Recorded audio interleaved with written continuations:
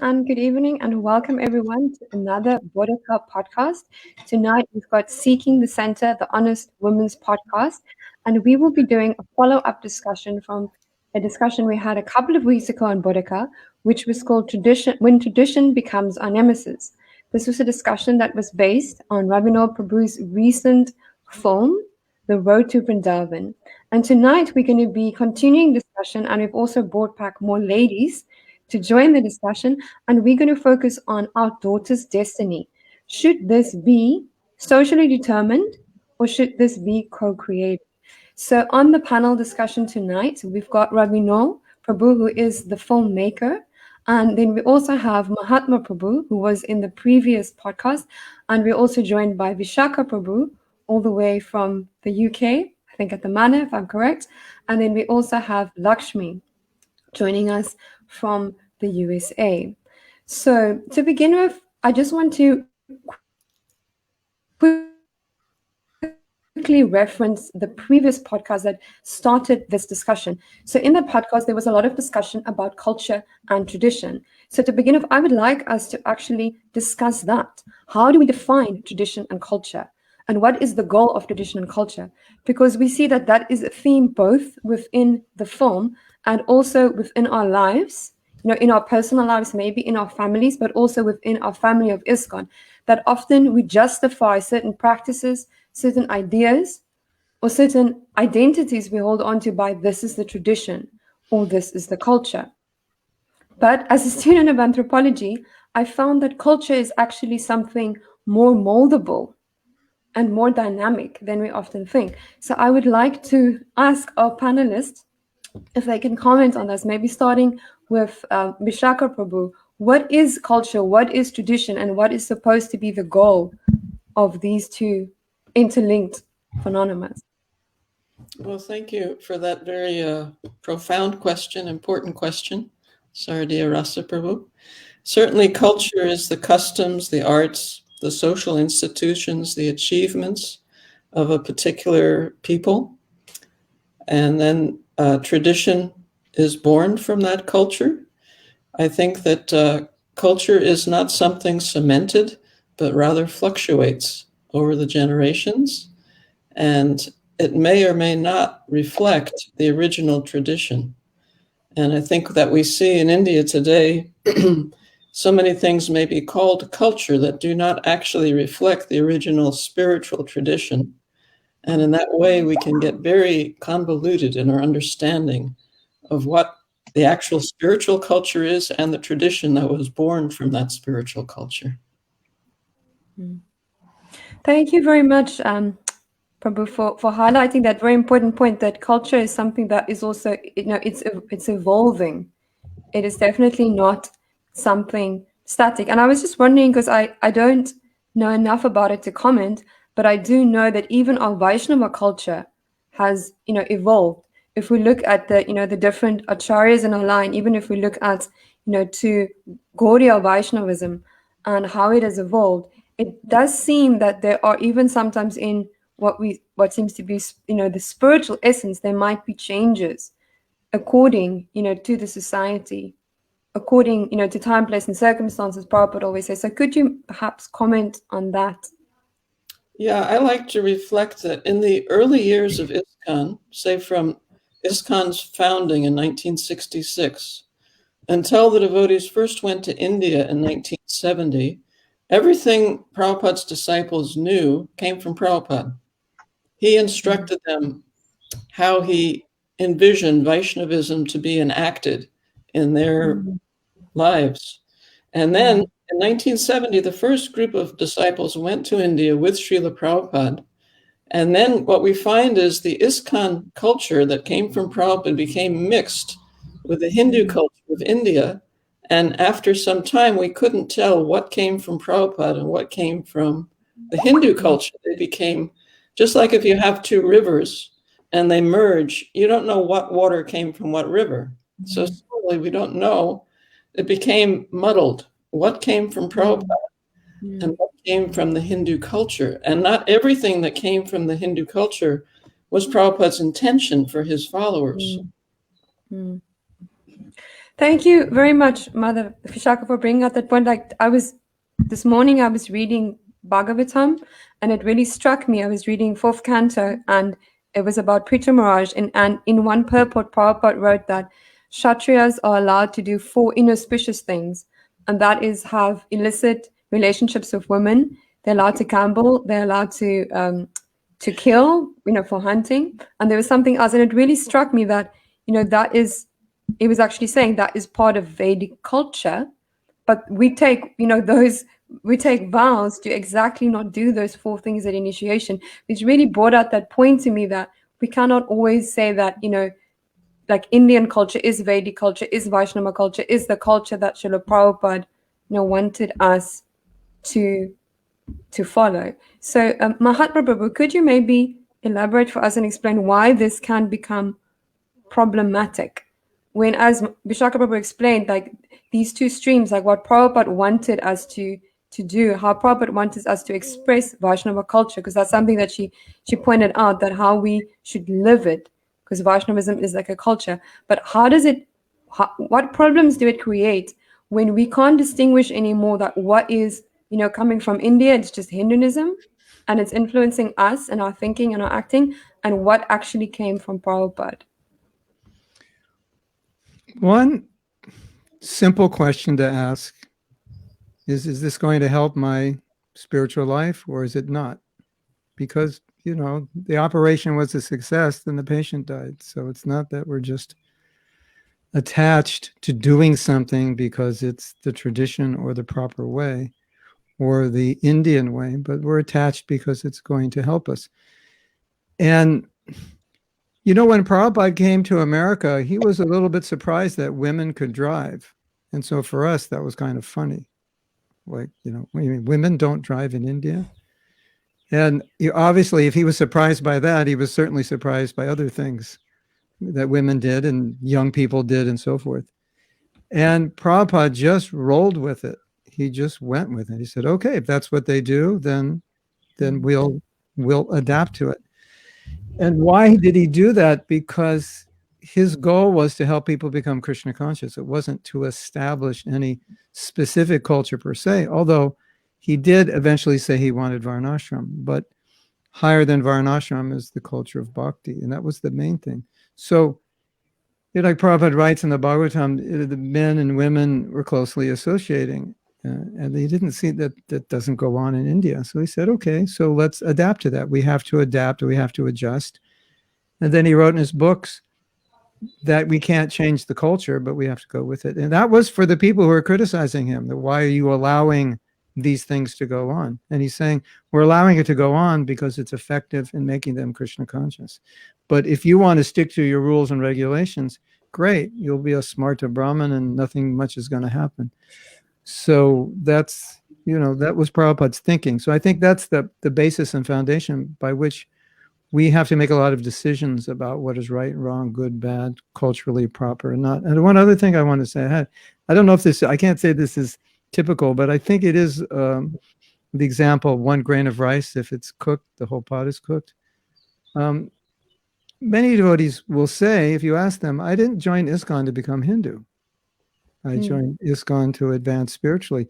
And like Vishaka Prabhu was saying, when Prabhupada was here, Prabhupada was like the model, the ideal. We wanted to be like him, and everything we were learning from him, we weren't translating it in terms of Indian so much. We were translating in terms of philosophy and spiritual practice.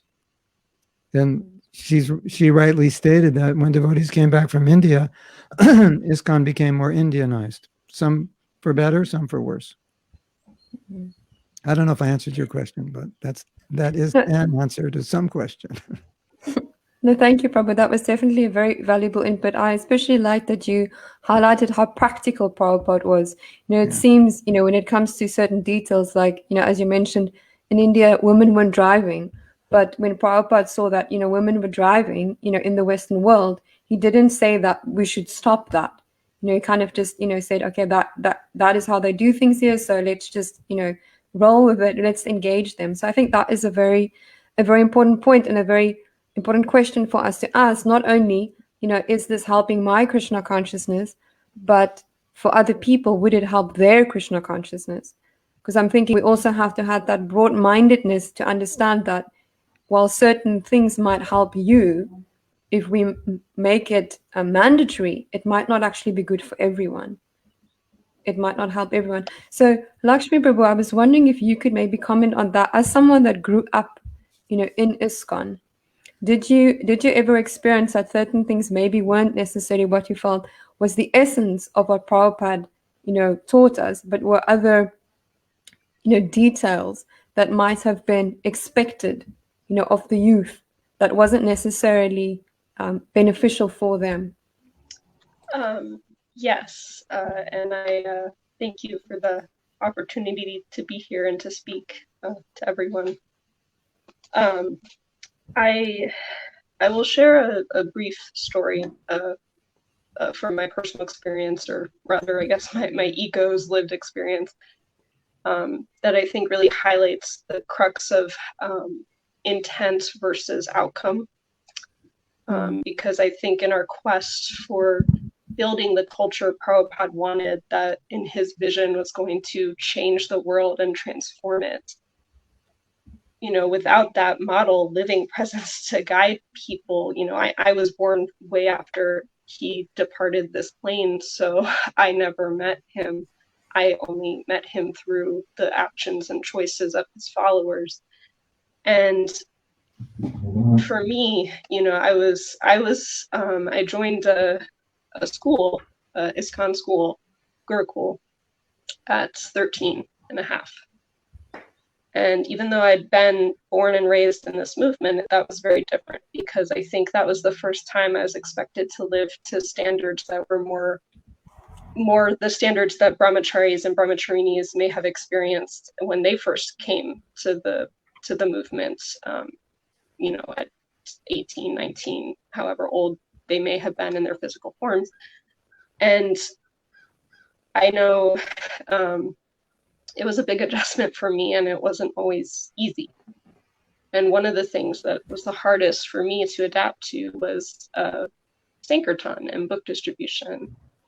And I was a very awkward, socially awkward, I had no finesse. I still probably don't have as much as is required for most situations, but I did my best. And one of the things that was asked of me was, well, not asked, it required that I go and do book distribution every Friday. And Friday evenings were when people, were most likely to have had a paycheck. And so we were sent out to go bring Krishna consciousness to people and ask for donations. And I'd had very little interaction with the world of quote unquote karmis. I was very sheltered, and to be kind of thrust into it in this role was very hard for me to adjust to. And I felt I wasn't ready to represent Krishna in this way, and that wasn't really an option. I wasn't given a choice to say I could or could not. It was you will.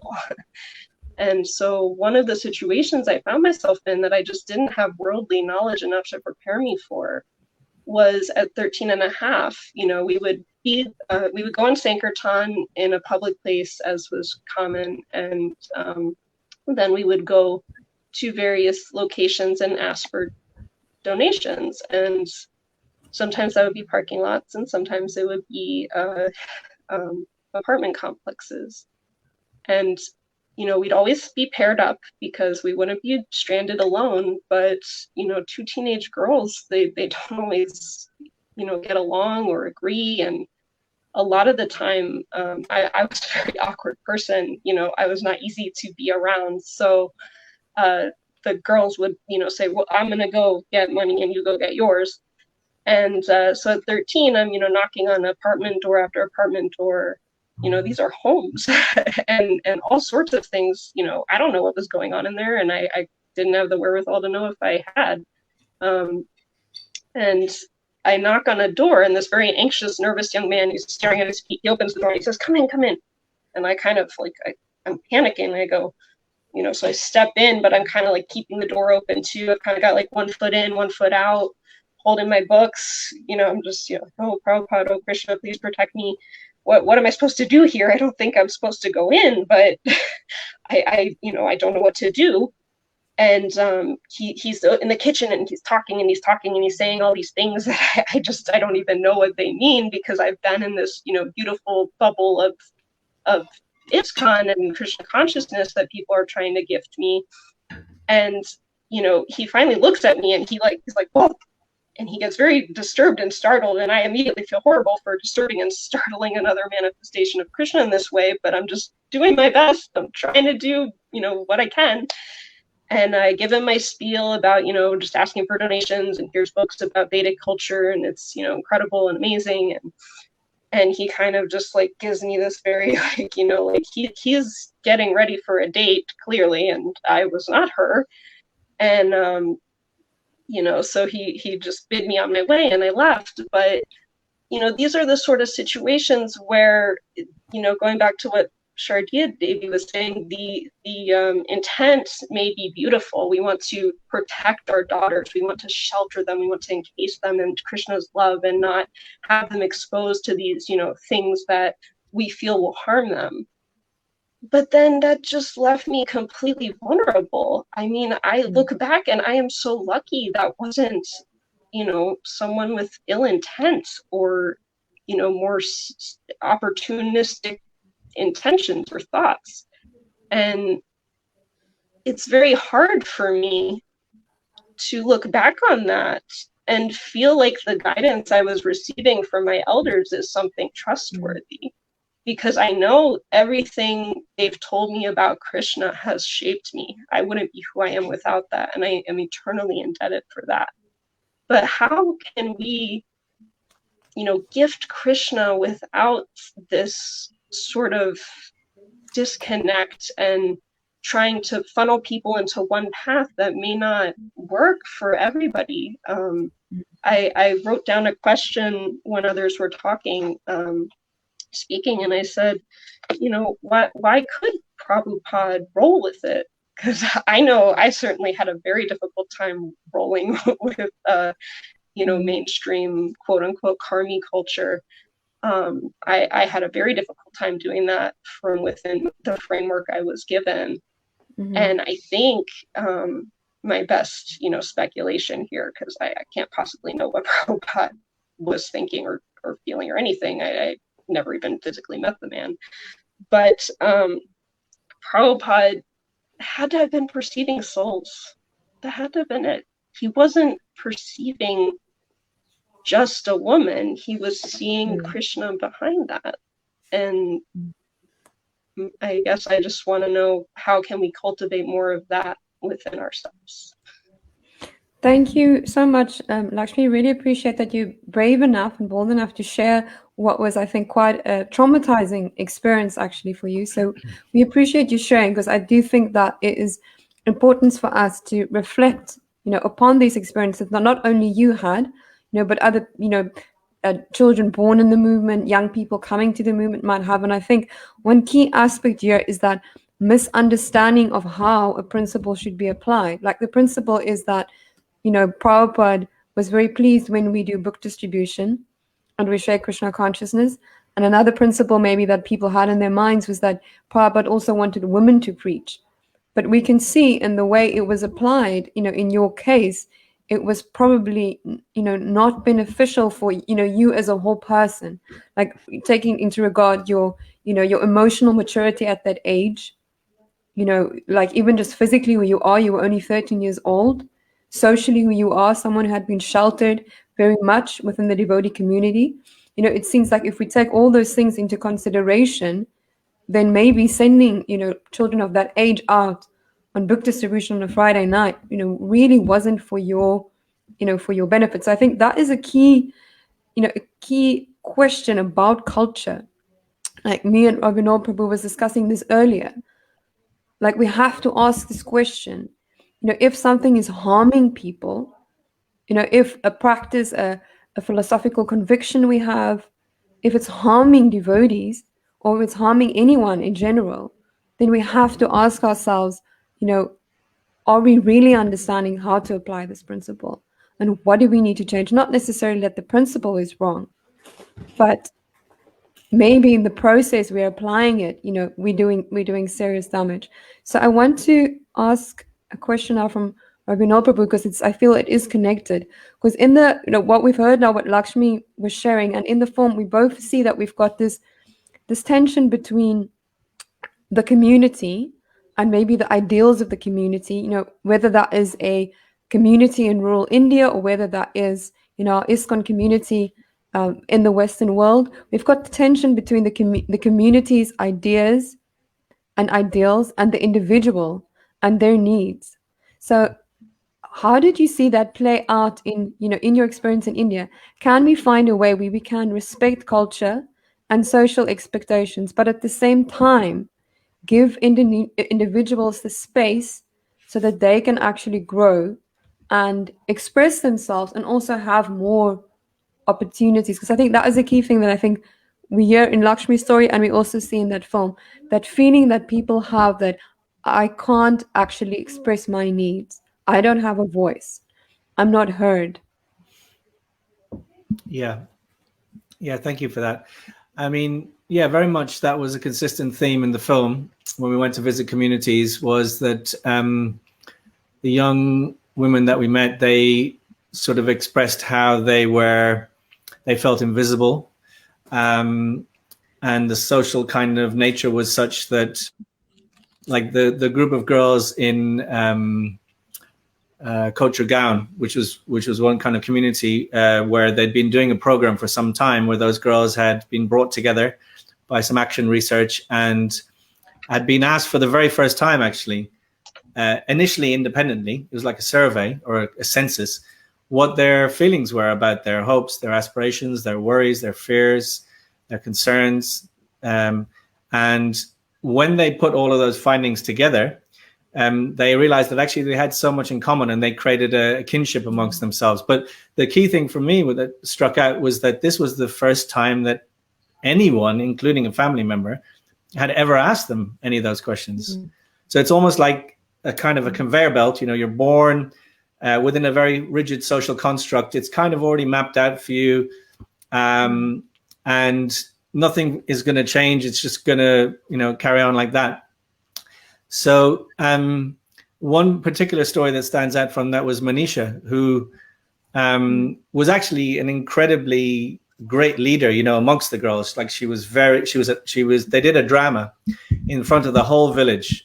And this is a really rural place, and the whole village were there, and the girls were all girls doing the drama, and they were enacting out their challenges. So they were talking about, how sometimes girls kill themselves because they have feelings about things, like maybe they're get involved with a boy that they shouldn't be, and because they have no place to discuss that or to share that, then they feel like there's no other way out except potentially to kill themselves. So some very serious issues they were sharing, but they were doing it in a comedic way, and the whole village was kind of laughing. So the whole village about these issues, and her father and mother were very supportive of her and encouraging her to do this program.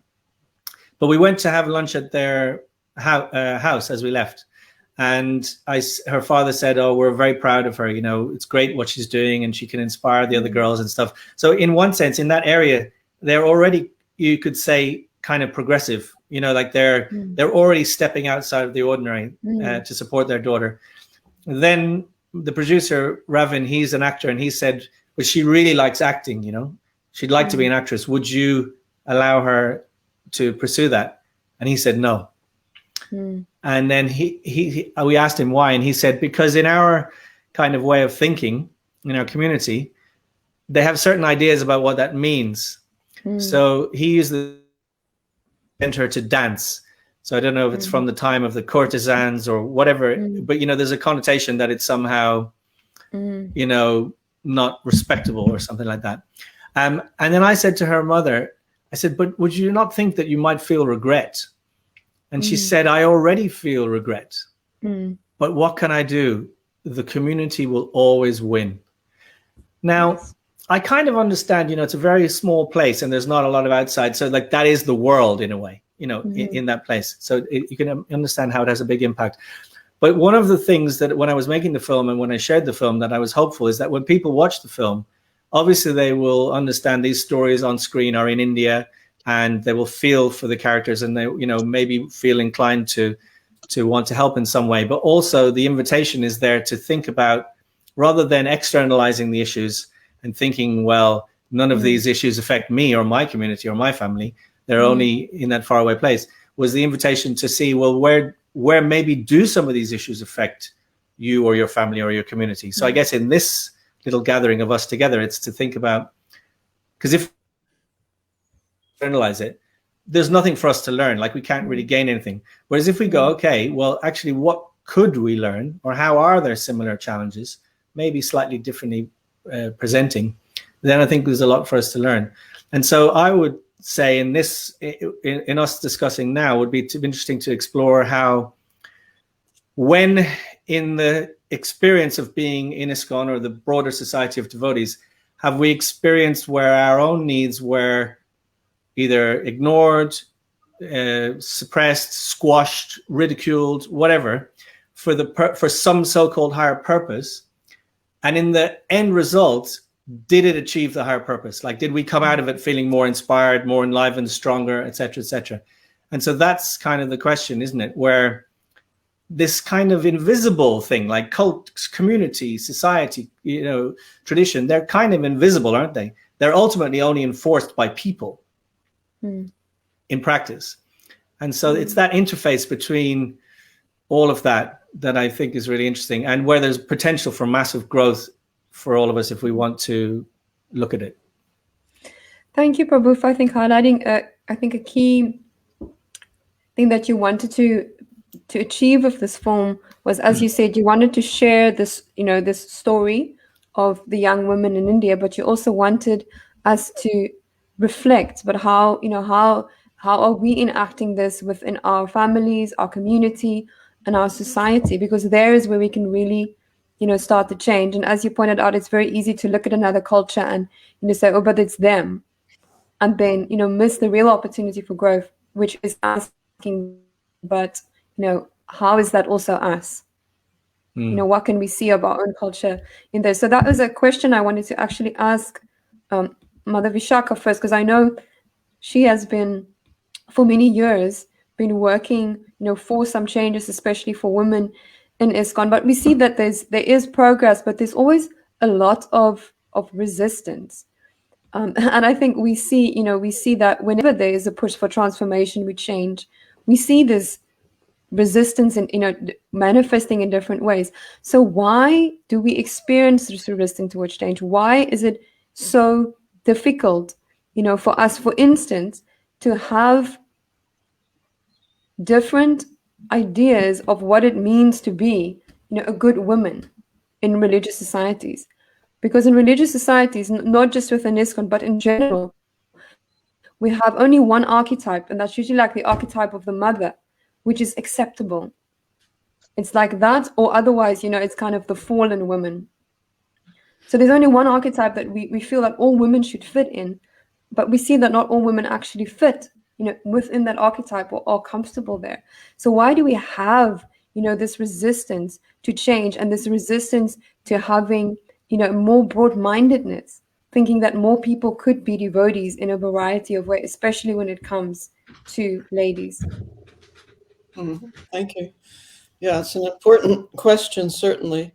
And I think part of human nature is a sort of inertia, or perhaps just the nature generally. And Prabhupada gives this famous story when Indra becomes a hog, right? And Brahma comes to him and says, now it's time to go back to the heavenly planets. And Indra says, as a hog, he says, but I have my wife, I have my little hoglets or whatever they are, and I can't go back to. So there's that kind of resistance to change, which is very deep in people, for one. And also, very unfortunately, the history of the human race now I see internationally is one of exploitation of the earth, exploitation of the living entities on the earth, the animals and the fish and the birds, and exploitation of other humans. I mean, I grew up in America, so at first I thought, well, it's the Americans with the slaves and the native Indians. And then I went to Canada and I saw, no, it's, they were exploiting the Chinese. And then I went to Mauritius and they were like the whole world. You can find this very sordid history of humans exploiting other humans at the expense of the well-being of those who are exploited naturally. And so I think that also people who are in power have a certain conditioning, and they just, from that conditioning, they maintain that exploitation at the expense, again, of those who are exploited. I know we were in Madras with Prabhupada, and in Madras, the Brahmins were very critical of Srila Prabhupada for making Caucasian people into Brahmins. They said, these are Malechas and Yavanas. You cannot make them into Brahmins. And Prabhupada was so forceful that the Brahmin is not by birth, but by quality and activity. You look at the quality and activities of these young Caucasians, and you will see that by that standard, they are Brahmins. And so these, the Brahmins benefited by being in the top of society and keeping themselves at the top despite their lack of qualifications, sometimes, not always. And so they wanted to continue that mentality, that exploitative mentality, and Prabhupada would not hear of it. He was so forceful and defensive of his devotees who had stepped up to become, or at least to attempt to become, that qualified to be Brahmins. So, yeah. And it's so ironic now to see that those same people that Prabhupada so forcefully defended against the caste Brahmin, they turn around and tell women, you can't do this, you can't do the next thing, despite whatever qualifications you have. But because of your birth, therefore you're destined to do X, Y, and Z. It's ironic and it's sad together. Thank you so much for sharing that, Prabhu. I think that is such an important lesson we need to learn from Prabhupada, is that Prabhupada looked at an individual, like Laxmi Prabhu said earlier, he could see the soul, but I think for us, what he would emphasize is, what is the qualities of this person in front of me, and how can I engage them, regardless of gender, regardless of ethnicity, regardless of background, regardless of age. It was the qualities, of the individual. And I think another, very important point that you highlighted is that when we are resisting change, we have to reflect and ask, but whose needs, are we prioritizing? Because often we might have an exploitive mentality, and that's why we are resisting change. And I find that dynamic, I find that dynamic very interesting, because we know from studying anthropology, I know that one of the questions we were taught to ask was, okay, we have different cultural practices, but who are they serving? Who is benefiting from this cultural practice? Because it's often seemed like it's just the culture, so we just have to accept it. But the culture is not necessarily benefiting everyone. So a question I wanted to ask Mahatma Prabhu, because I saw we had a comment from, I think it is from YouTube, and someone said that if culture keeps on changing, the elders become irrelevant. So my question is that we often see almost this fear for change, but I know listening to your lectures very often, I know that you don't have that fear of change, and that you're always asking us to be progressive in our thinking. So how can we both, be progressive, but at the same time, how can we also reserve what is the essence of our culture? For instance, honoring, the elders. How can we strike that balance? That is the word, balance. Now, historically speaking, if you pull to one side, you just focused on the traditional side, or you just focused on the side of being adaptive, it'll always pull back. It's just human nature. If you go too much to one side or the other, then there's a pullback, and you tend to pull back the opposite way. So it's unhealthy, in my experience, to be too out of balance on one side or the other. And someone might say, but, well, our tradition is on one side. But at the same time, what is the value of the tradition if nobody can follow it, or nobody wants to follow it? or nobody can relate to it, or if it puts Krishna consciousness into context where people look at it and just go, well, that's not for me, or that's, that looks like the church down the street. They do the same thing. So I think your point was so valuable. What are the needs of the people we're serving? Like what is the point ultimately of culture? So it's not that we throw culture out. But one of the things that's obvious is the world is changing drastically. And this is just a business model. If you don't understand the change, you get left in the dust. The Kodak company is a prime example. When everything went digital, they said that digital is not the future. We're not going digital. And I actually drove by. I was in Rochester, and I was in wherever they were, not Rochester. Yeah, maybe it was Rochester, New York. I was there, and I just happened to be by their building. It's this huge, huge empty building now because they didn't adapt. So sometimes, when I hear something that say we should do this because this is our culture, and I think, but nobody, at least in America, can relate to that. To me, it sounds like you're trying to sell typewriters. Okay, a few people still want typewriters, but there's computers.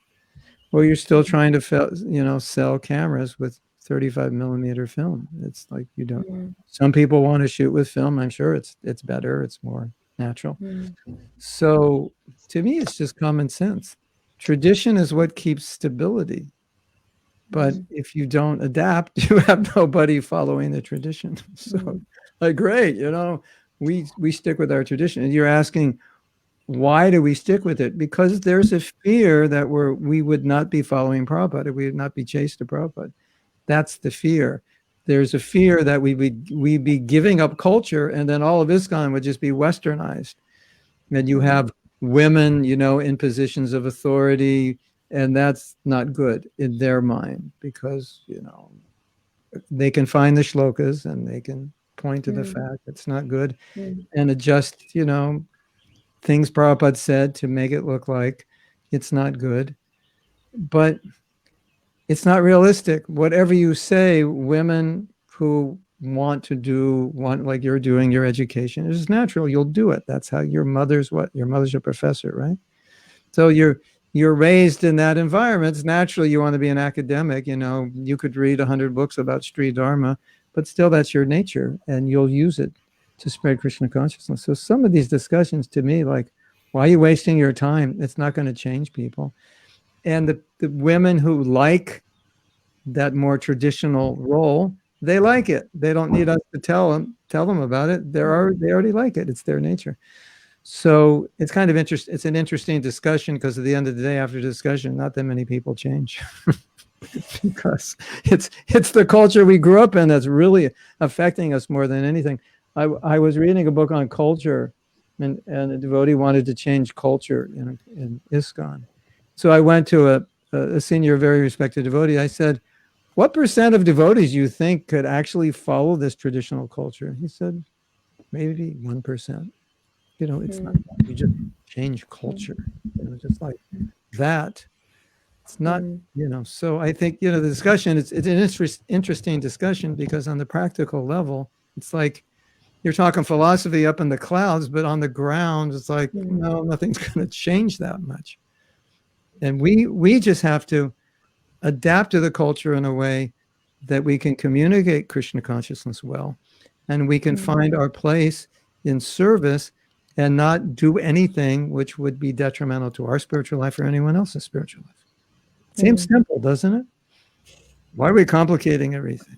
Like Visakha, I was just talking with a couple devotees, and they're asking me what I'm doing. We work with the Sabha, and the female Diksha Guru comes up. This is a common response I get from God brothers who are not involved. Their first response, their initial gut response is, "What's the big deal? Why are people against it?" They don't understand. It's like somebody complicated something that we already always understood as, this is pretty simple ABC, basic philosophy, like you were saying, equal opportunity. It's just interesting to see it, like that's their gut response. Like, why? Didn't Prabhupada say they could do it? It's interesting to see that. So that's something to ponder. Thank you, Prabhu. I know Prabhupada often said that, it's common sense, but then he said that not a lot of people have common sense. So I think that might be one of our challenges that we face. But it's interesting. I know from school management, we're always taught that any organization needs to be both in tune with what is the needs outside, but also what is the need outside. And it's been studied that any organization that completely, loses connection to what's happening outside just cannot survive. Yes. Because we don't, like, ISKCON doesn't exist in isolation. That is the reality. We're very much part, of the world. So we can't ignore the world.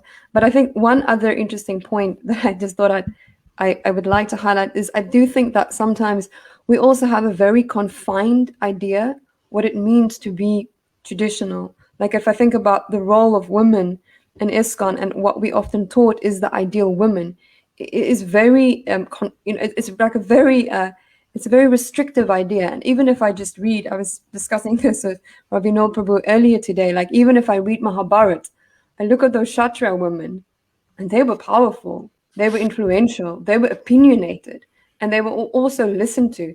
There's no point in the Mahabharata where someone says, oh, Draupadi, just keep quiet, you're an unintelligent woman.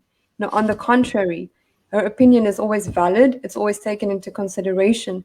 And we see that not only with her, but also with Queen Kunti and basically all the characters. So I think it's also, that is something that needs to change. Why is it the idea that, you're a traditional woman only if you stay at home and you raise children and you're quiet and you're behind the scenes? Even if we look, beyond the Vedic culture, historically, that is just not what women have always done. Women have always played a variety of roles. Women have always been in leadership. Maybe not the majority of women, but the fact is in all traditions that is there. So I think that is something also that really needs to change.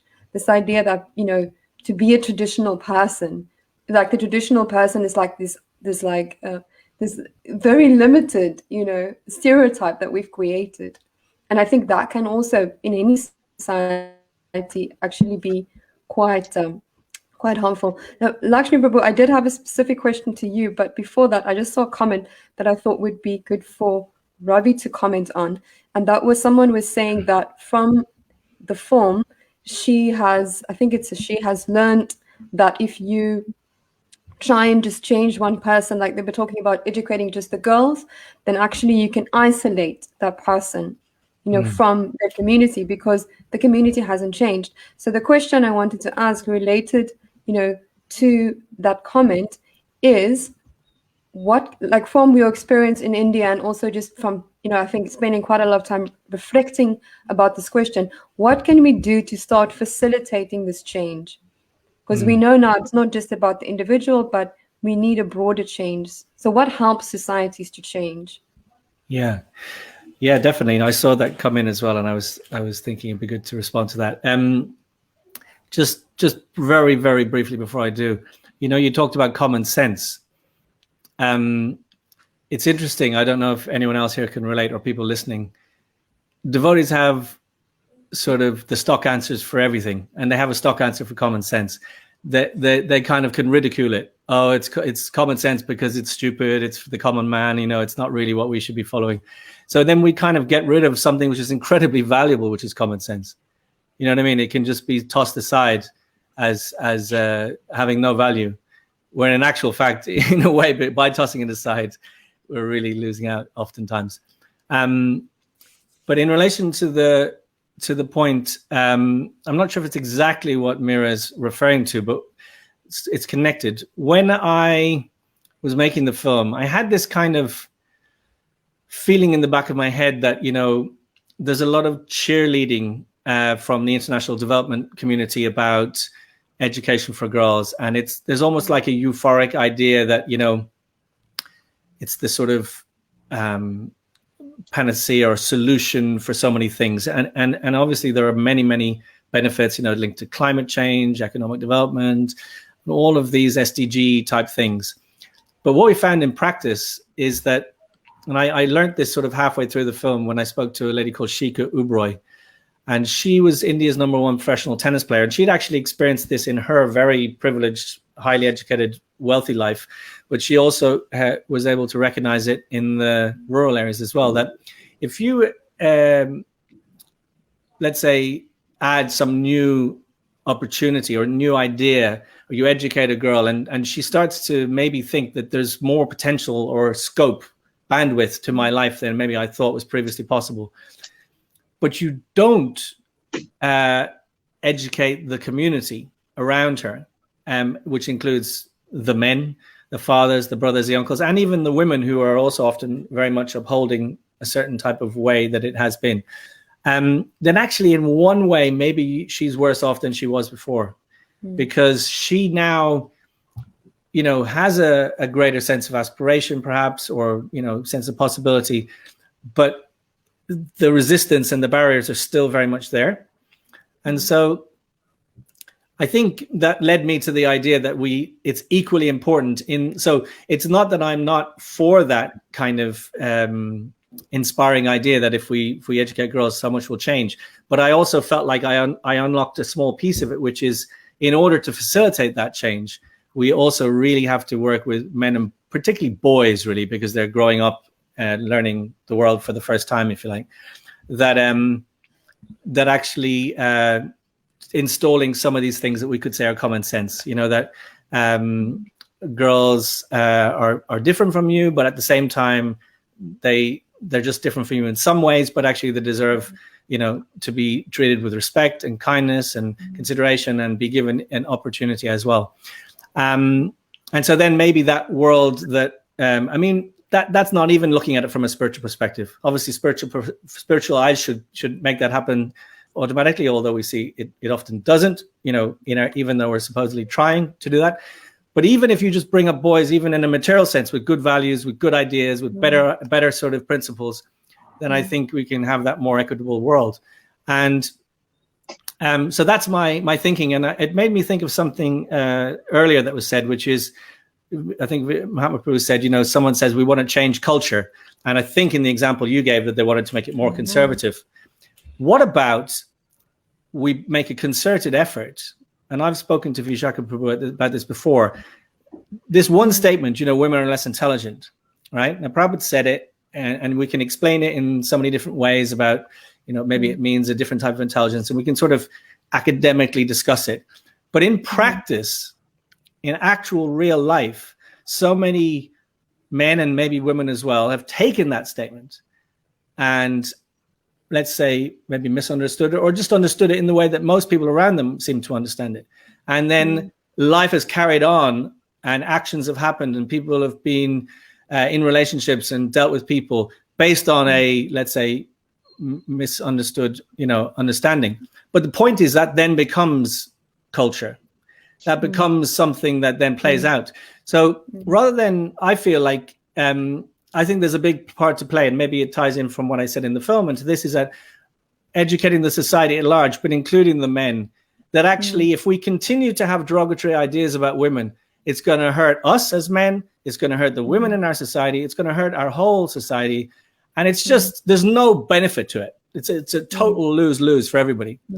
And if we can change it, it's a win-win for everybody. So I think we need to somehow proactively try and change that kind of whatever has happened, and the relay race, someone took the baton and ran with it, and now it's just seems to be the way it is. So I don't know if anybody else has thoughts on that, but that's my feeling.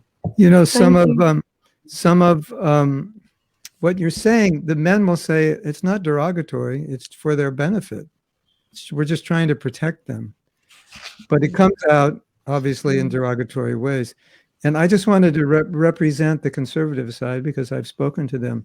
And their concern is that we need a culture as a spiritual organization. And so like that traditional female role is part of what they see as the culture. And anything that disrupts it, such as a female guru, or even women on the GBC, Temple President, they see it as disruptive of the female nature, and it makes them feel like this is not where we want to go. This is not Varnashram. But then you have the world outside when you're trying to engage everyone in Varnashram, and a few people are thinking in a very limited way.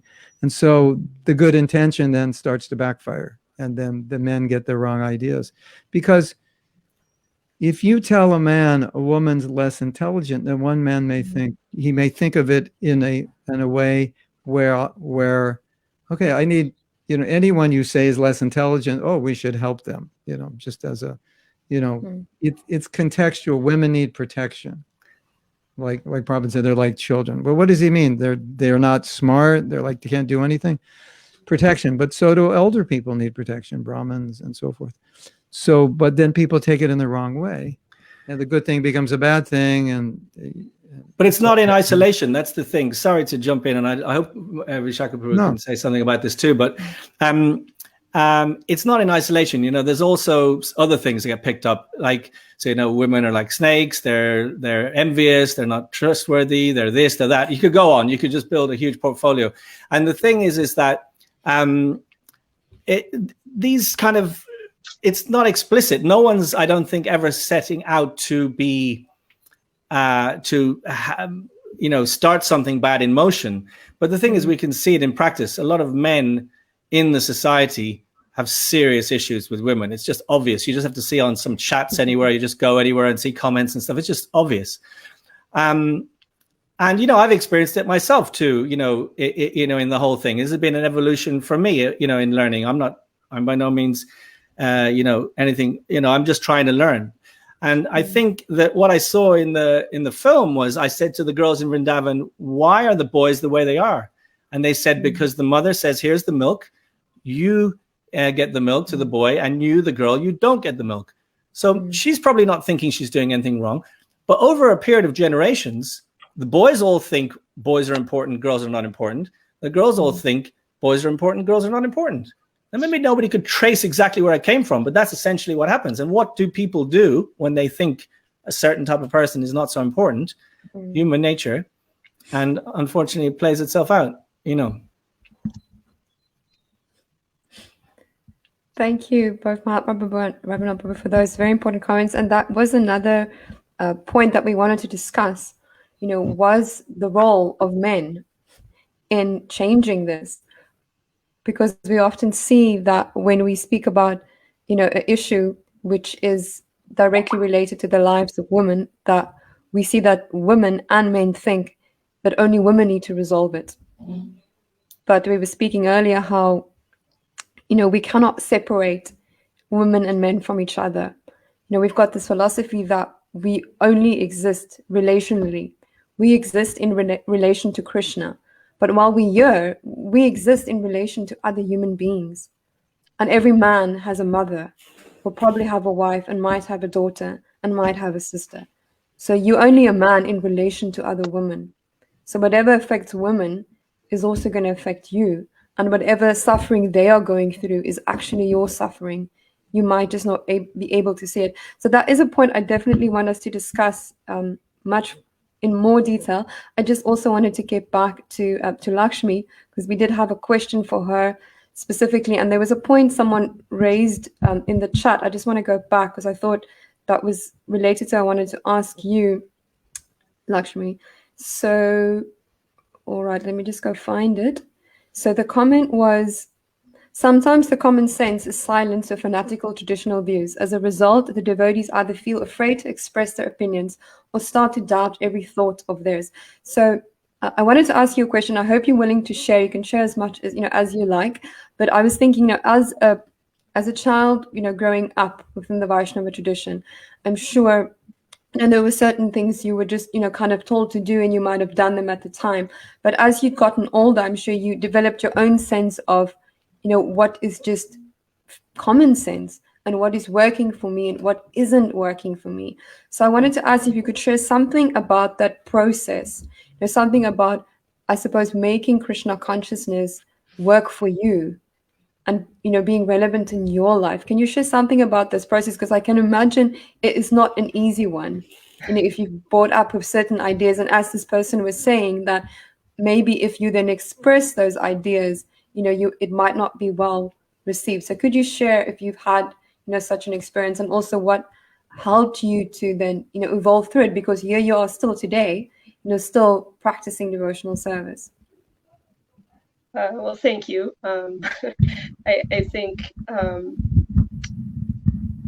think there's a lot I want to say, so I'm going to do my best, and please reel me back if I go too far. So I was raised in a culture that looked nothing like the culture that raised most of the consciousness that was raising me. And that gets very confusing and very conflicting. And I suppose I was lucky, blessed, Krishna's mercy alone. I was driven to sit with that. I was driven to kind of pick up the pieces of my culture and these ideals that I really believed in and wanted to uphold, and then the kind of practical reality that Maya is unfolding before me that's just not fitting, So I will say one thing: for common sense to be grown, you have to have a sense of the common.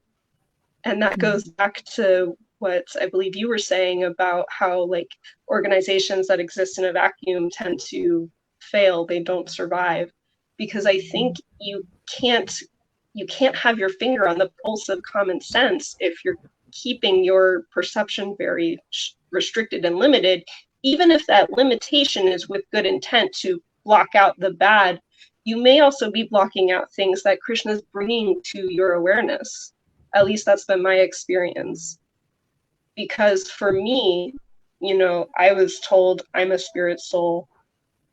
Spirit souls, everything I encounter is also a spirit soul. Every living entity is also a spirit soul. And when you're 3 or 4, that's very easy because you haven't had decades of sitting in your body trying to figure out puberty and all these things. It kind of just goes, okay. And so that's, where my consciousness kind of crystallized at a young age. And that's only because of Srila Prabhupada and the devotees and Krishna. So I'm eternally grateful for that. And that is how I'm able to find healing in these painful experiences I've been through. But I will also caveat that with my painful experiences were limited to only the spiritual realm of the psyche, only emotional, psychological. So I cannot speak for anyone who's had their sacred physical body violated. I cannot even begin to fathom the sort of pain that comes from that.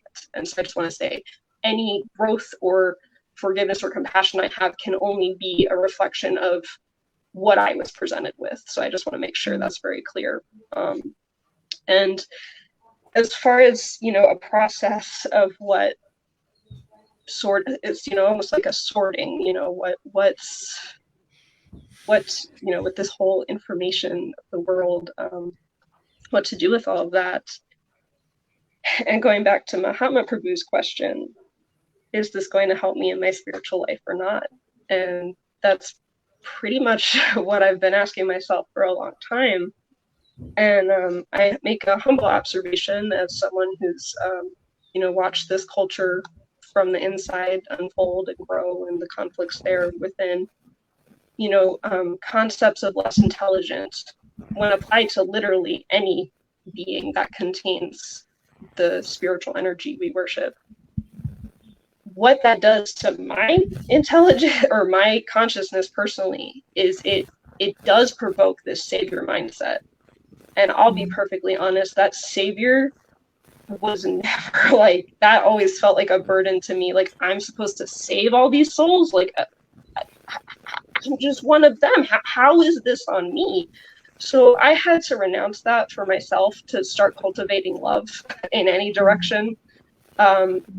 Because I think, we can want to share what has liberated us and we can so desire it for others. But I think that's where, trust in the super soul comes in, and that the super soul, when that soul is ready to turn, when that jiva is ready to turn, the super soul is there. We don't have to be. The super soul is going to take it from there, So that's kind of how I like to maneuver in the world.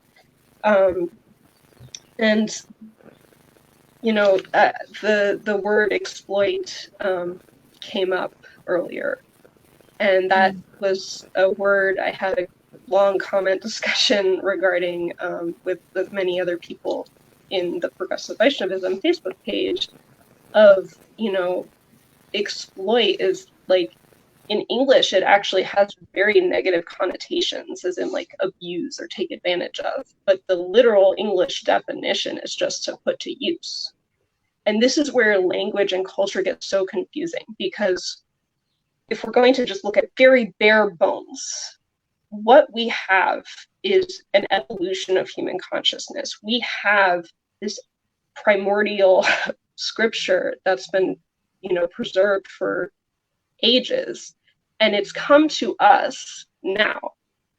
And the form my current consciousness can understand it in is through English. I know many Sanskrit terms and Hindi terms and Bengali terms even, but English is what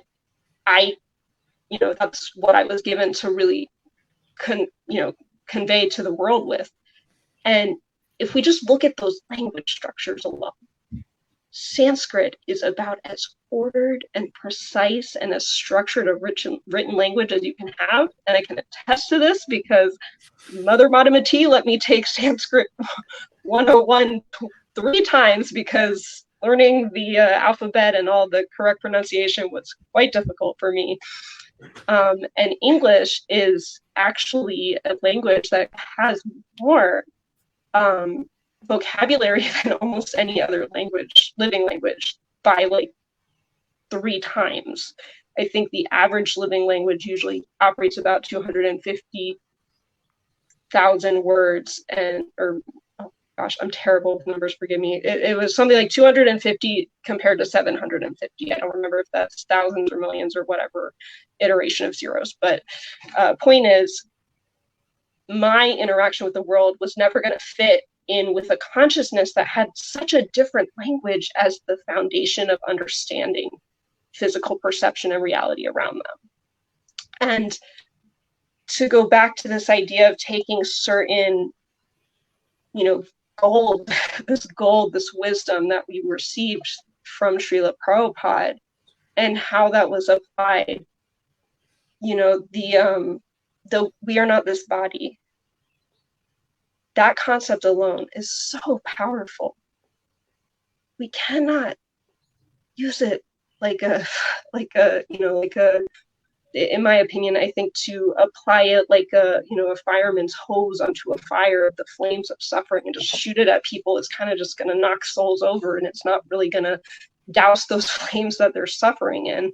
Because for me, being 3, 4, 5, my physical body's job is to be understanding itself. And it was very painful to have all of this inner resistance saying, that is not you. You can't look at that. Like, if you look at that, you're in Maya.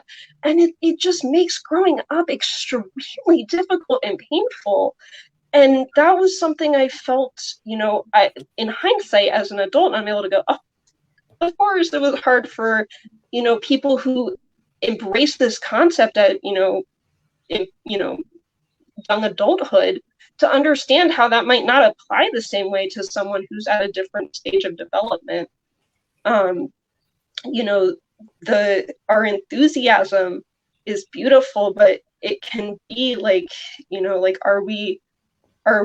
like to think of myself as just, all I am in this creation, in this world, is just a lens that, all I can do is kind of tilt myself and try to angle as much love out as I can. And that love is coming from Krishna, because I'm limited in this form.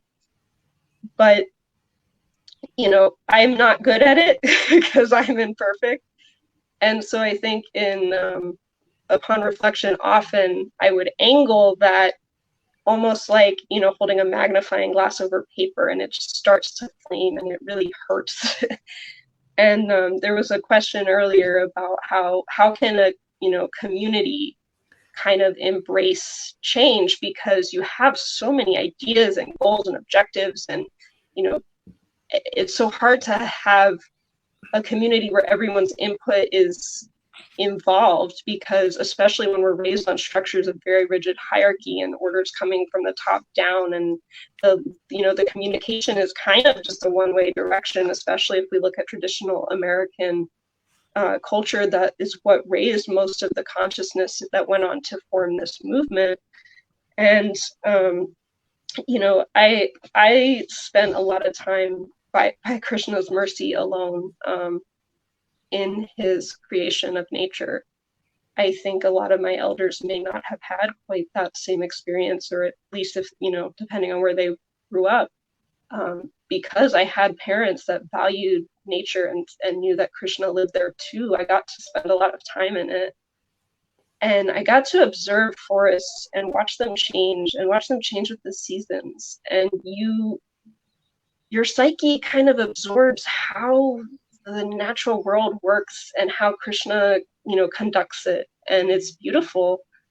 And it's much easier to embrace that change within yourself upon witnessing it enough, as Krishna. It's kind of like a way to imprint that pattern upon ourselves. And it's right there. And it's for anyone who wants to, absorb it within their hearts.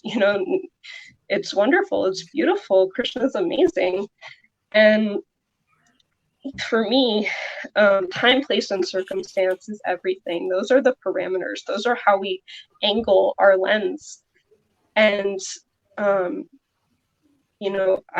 trying my best to learn how to angle it in a way that's a warm, gentle glow instead of like a laser that's going to pierce people. But I'm imperfect, and I definitely still have angry days, and I wish to, see things burn. And I will say, learning to come to see those as not weeds coming to strangle out my creeper, but like, oh, this is something for me to understand, so that when I see it in another, I'm not fearful. I can see how that's Krishna in them too. Mm. And I don't I'm kind of amazed I'm here today. I think it's only, Krishna took me to speak what's in my heart, and it's here I am today speaking it more. I don't know if it's something that is resonating at his will or not, but that's what I'm here to do. And I think love is there for anybody who learns to renounce the fear.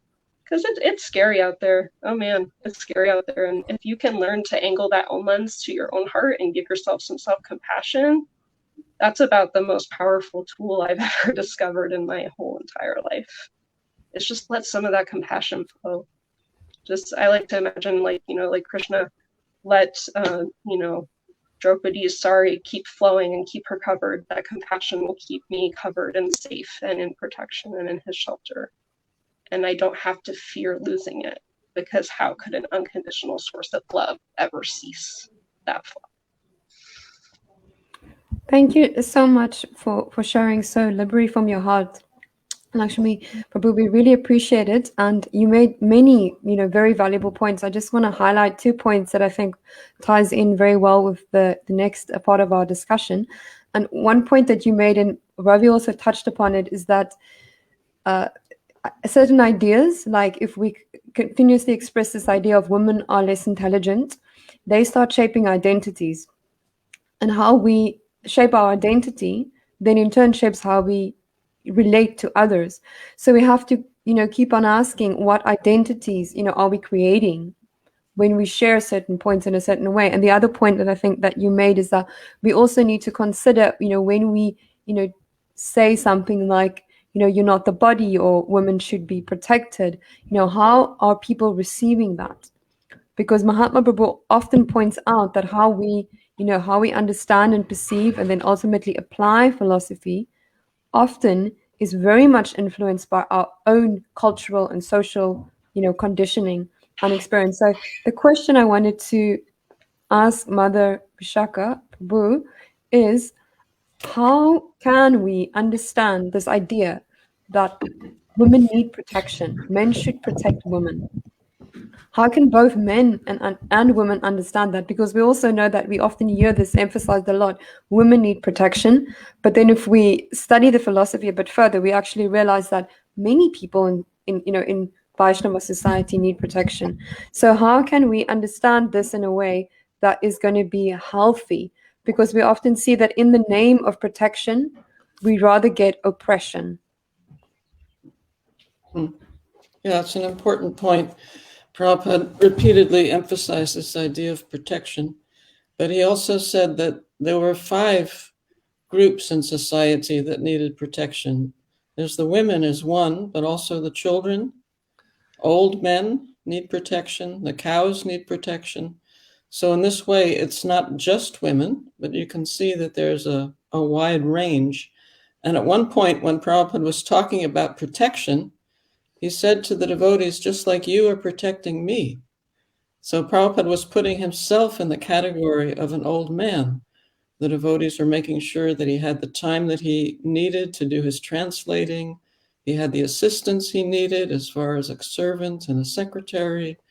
He could transport, the travel arrangements were made in this way. They were facilitating his service, and he saw that as protection.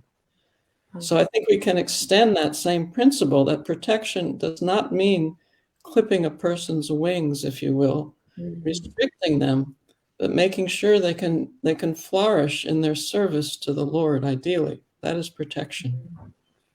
It's not a matter of can't do this, but how can we facilitate you so you can be all that you can be for Krishna's pleasure?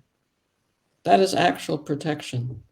And especially for a woman, if she can serve in the association of devotees and use her natural proclivities, her natural propensities, she'll become absorbed in that service and she won't be distracted. And that is the best protection. I could say, recently we celebrated Ram Nomi, the appearance day of Lord Ram. So I was reflecting on Sita, that when she was in captivity in Sri Lanka, right, in Ravana's kingdom, she didn't have her father there, King Janaka. She didn't have Lord Ram, her husband. At that point, she didn't have any children. So she was unprotected, right? And yet Ravana, the most ferocious demon, could not harm her mentally. In terms of physically, he had some curse. But mentally, she was so absorbed in thoughts of Ram that she was protected in that way, even though she had no overt protection. So that is the ultimate protection. If the women can be focused on their identity and their actual function in the world as servants of Krishna, that is the best protection. But meanwhile, if they're frustrated, if they have some proclivity that they can't do because of their body, then that is really an unprotected woman. Thank you so much. That was so beautiful, Prabhu. So someone also wrote down one thing that you said, and I think I'd like to repeat that. Protection does not mean clipping a person's wings, crippling them, but rather making sure that they can flourish in the service to the Lord, to be the best they can be for Krishna's pleasure. And I think that is really a key element of protection, meditating upon how can I allow this person to flourish in their devotional service. And I can just see how different our society would be, how different the world would be if that was our meditation for everyone. What can I do to allow this individual, to flourish? So a question now for Mahatma Prabhu. Mahatma Prabhu, I know that you are working on projects to educate men. I'm immensely grateful for you undertaking that project, and I'm sure many others are as well. So could you maybe, share with us, if you're going to be educating men, how would you make them understand, their role as needing to protect women? Because I do know that if we, I suppose, deny men some of their more traditional roles, we often hear that they say that they feel like, I think the right word in English is emasculated. They feel that they don't have a purpose anymore. They can't really be a man. So how can men take that role, I suppose, that more traditional masculine role, and also be protective, but do that in a way that is going to be really helping ladies? I want to begin answering your question by going back to what Ravi said. And also what you said is men are in relation to women and cultural biases and gender stereotypes. And when you were talking about that, about how men feel about women and all the conditioning, I was thinking, yeah, that's true. We get some of that from society, but the biggest problem is what we got after we joined ISKCON. That's a serious problem, and it goes back to the reflection on, like you're saying, how do we understand statements that women are like this or men are like this, and this tendency, like Visakha Prabhu said, of exploitation. When you get a little power, the human tendency for many, not everyone, but for many, is to take advantage of it. So that tendency of the male to take advantage of the woman, then add to that the ingredient of women are less. You are, the man is a better form, and all this, if the woman dies thinking of the man, then she can come back and take birth. But that's not applicable to bhakti. But a young, naive man who joins, he doesn't understand unless someone's going to explain these things. So basically what you end up often is with men who are completely incapable and unqualified to be anything for a woman because they've misunderstood everything in the scripture about it, what it means. And men are wired sexually, so basically it's, they get very much influenced by that subtly and grossly. So one of the things I try to help men realize is that protection is diametrically opposed to exploitation, and that your tendency as a man is very strong to get from the woman. And your job in protection is first curb your own sexuality so you don't see her as an object. Then we can talk about protection, because before that, how can you protect anyone that you're trying to exploit, right? So Visakha Prabhu, I got obsessed. I don't know what I was doing. I got obsessed with studying slavery and exploitation of the American Indians. I don't know why. Maybe it's because of this discussion. So, I don't suggest anybody studies it, because you'll have to have a punching bag around or something to hit or scream or something, a field to just, it's horrible what's going on.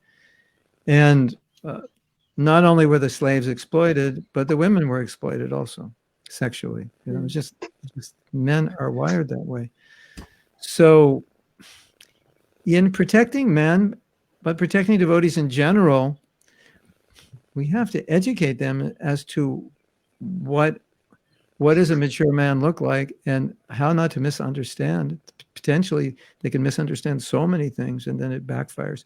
But let me tell a story. If a man reads Prabhupada's books, he could come up with the conclusion that as a husband, his wife should just do whatever he says. It's not difficult to come to that conclusion. If that's a conclusion you want to come to, if that's your nature, then you could come to that. So one of our godbrothers came to that conclusion and asked Prabhupada, I've been reading your books. Does it mean that the woman should do whatever the husband says? And Prabhupada said, and you should be so arrogant to think that way.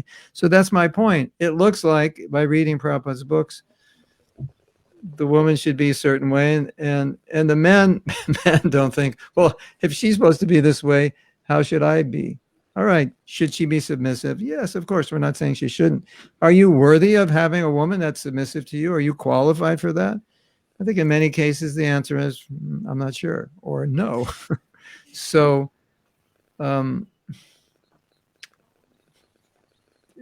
in a really difficult situation, because boys from the age of around 11, 12, 13 see women as objects, and then they have to get married and protect them. Like, that's a big job. And so, where are they going to learn to do that? How are they going to learn to do that? And they go into the brahmachari ashram, and what do they learn? They learn how to distribute books. They learn how to sweep floors and be submissive, but they don't learn how to be husbands. And then after 5 years, they go out to be husbands, And some of them have a more difficult time after being in the brahmacharya ashram because they learned how bad women were, the weak side of women, and that's, So I think it's our responsibility to explain the philosophy in terms of what it means to be a man, what is a woman, what is your role, and especially get into this, or this. I need to get married. Why do you need to get married? Because I can't control myself. Oh, excellent reason to get married. We'll just find some woman to satisfy your uncontrolled sexual desire. And, I'll do it for. This. May ever hear these men? Robbie said this. I'll do it for 10 years, and then when I get over it, I'll leave. I'm like, this is how we train men. Like, maybe we shouldn't have a brahmacharya ashram if that's what they think.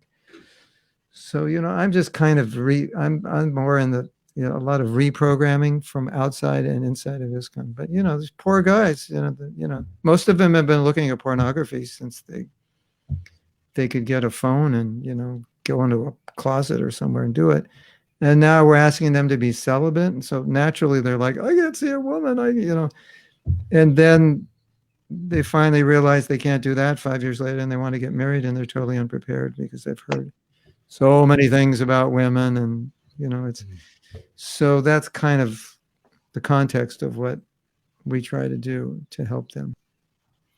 And I feel really, really concerned. I think many of us do, but as a man, maybe especially concerned that we have so many women with so many good qualifications and so mature, and they need good husbands. And I look down the list of men, and I'm like,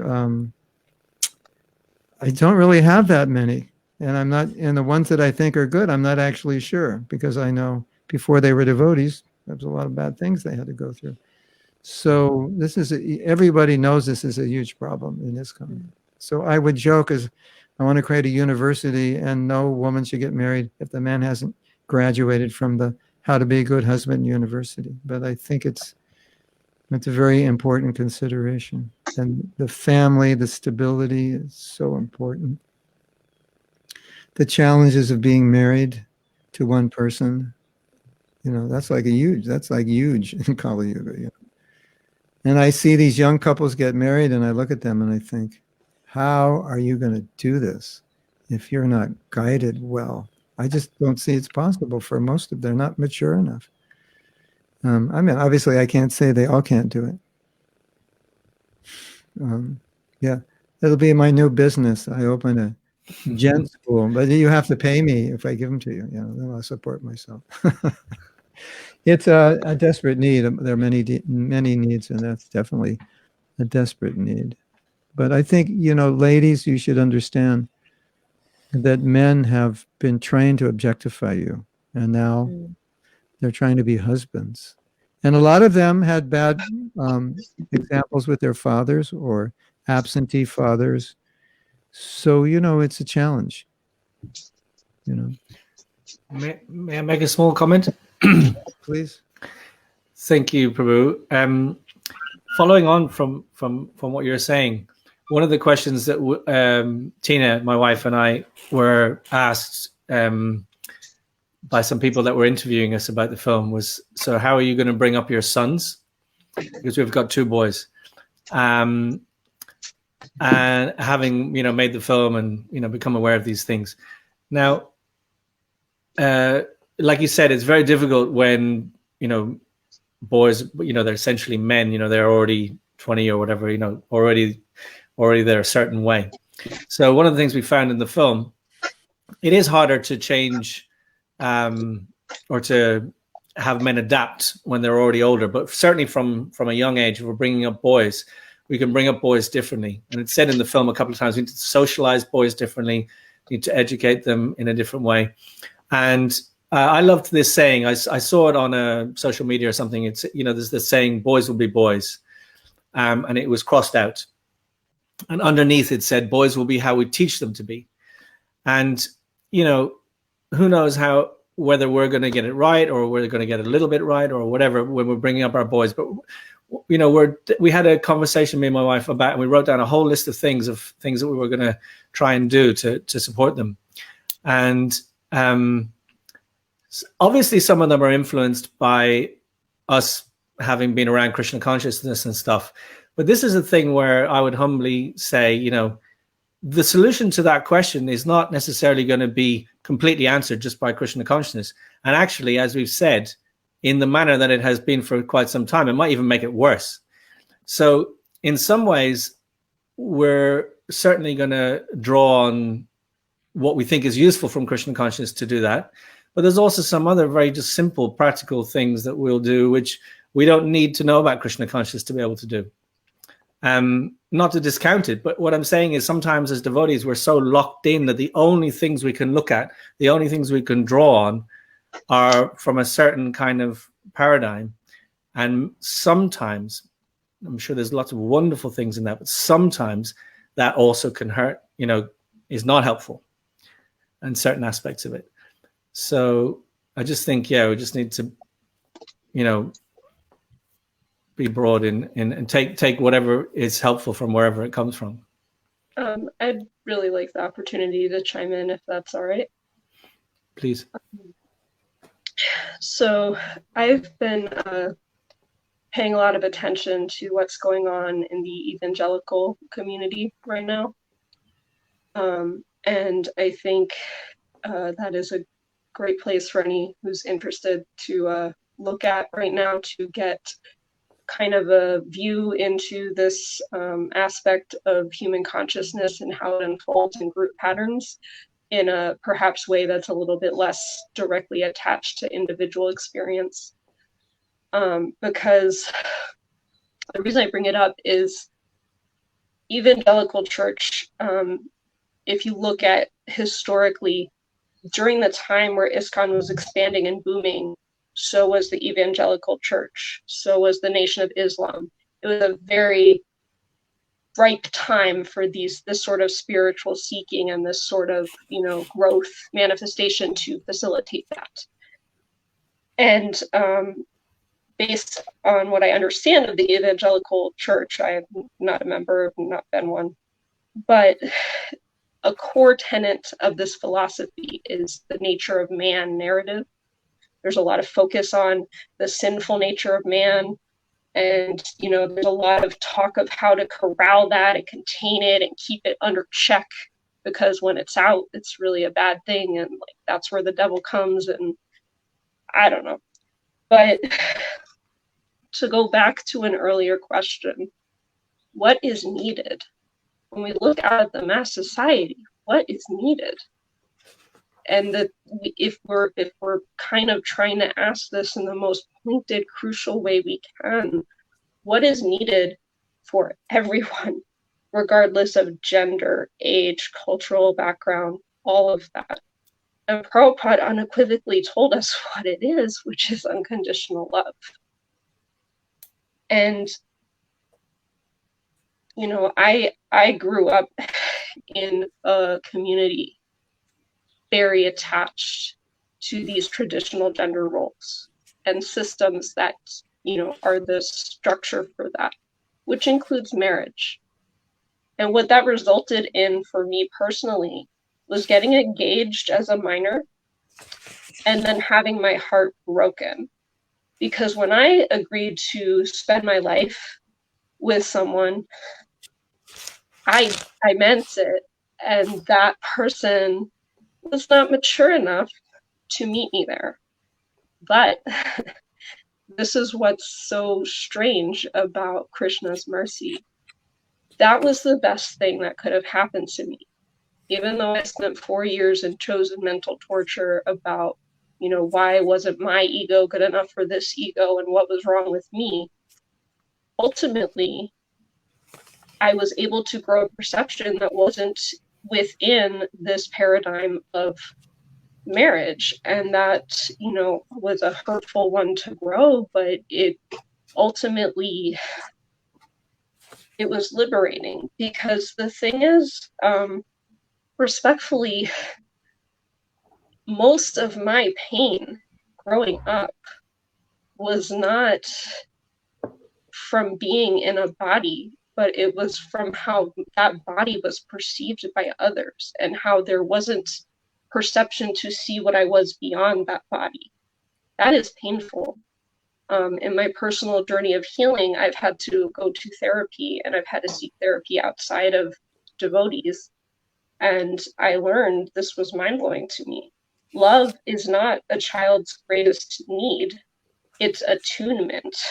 And attunement means, essentially, in the philosophical terms, the adult, be it mother, father, biological, legal guardian, caretaker, aunt, community member, it doesn't matter. The adult is able, when that child cries, to say, oh, here's all my ego concerns. I've got bills to pay. I've got bosses to please, or I've got, Krishna to go, I've got service to go to at the temple, whatever that is. You can pause that long enough to just express unconditional love to that child and their needs. That's attunement. And, this very philosophical, hardcore divide of we are not this body may have narrowed some questions, because as I learned, intergenerational trauma is passed down through our bodies. This physical form I had has trauma that I never went through, that this consciousness never went through, but the body's keeping it from something my grandmother had or my great-grandmother had. And we all have that. And to me, that is what I understand when Krishna says in Bhagavad Gita that when women are degraded, society falls. Well, we've had women who have been, forgive me, this might be a little harsh for some to hear, but this is a truth. Marriage cannot replace consent and discussions of consent in society. And that's essentially, I think, what has manifested in many cultures across the world is this fear of, I can't trust myself to have a conversation of consent because I'm a man who has sinful needs and I can't be trusted with those because they're going against God. And maybe that's true, but that's for, I'm not in a male body. I don't know what it is to tackle a male sex drive. I have as much empathy as I can for that. But to insist marriage, humbly, broad strokesly, what that takes care of in society is only the physical. It makes sure a man's sex needs are met, and it makes sure that the children will have a roof over their head. And maybe for many, that's the extent of vision that they think humanity is capable of providing. But if Krishna can love me, and he can love anyone, why can't we build a society that invests in children? Because marriage is a wonderful goal. It's a wonderful institution when it's willingly chosen. When it is presented as a one-track only option, what most often happens is it becomes a cage, in my humble observations. Because there's been talk of, giving girls education and giving them wings.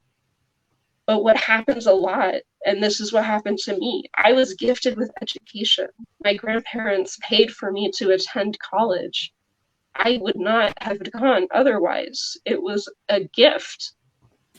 And my gift is that I can apply these skills with the love I've grown from what I was offered subconsciously as a child. But there's a lot of attachment to the systems because those are familiar and those feel safe. But if we really step back and look at what's happening, no girl at 13 who's married, they don't want to be a mother. That's not a choice. That's a socially forced thing. And I wish more people could see that. Because they are in pain, and those are manifestations of Krishna. They are not women, they're not objects to be sheltered. They're Krishna too. that was the echo, the refrain for so many things. I was, adults would say, oh, look, they're in Maya, or look at those karmis. And I would just in my head go, but they're Krishna too, because they are. That is what our scripture tells us. And when you see Krishna there, the love is easy. But so much of our systems, marriage, it forces perception to stay in the bodily platform, especially if you're maintaining these ideas that, it must be, certain gender combinations that equate to marriage. And if we step outside the boundaries that ISKCON has been drawing with, I believe, the best intentions at heart, but if you peek around them, Krishna is manifesting many, many opportunities for all of us to expand our love, to shed these conditioned perceptions, and to find liberation in loving any form of Krishna that comes before us. I'm sorry if I'm speaking out of turn, but marriage hurt me very badly, and I've never even been in the institution. So I think we really need to reassess the role that actually plays in society. Because functionally, it takes care of men's needs, but often at the complete and utter expense of women and children's needs.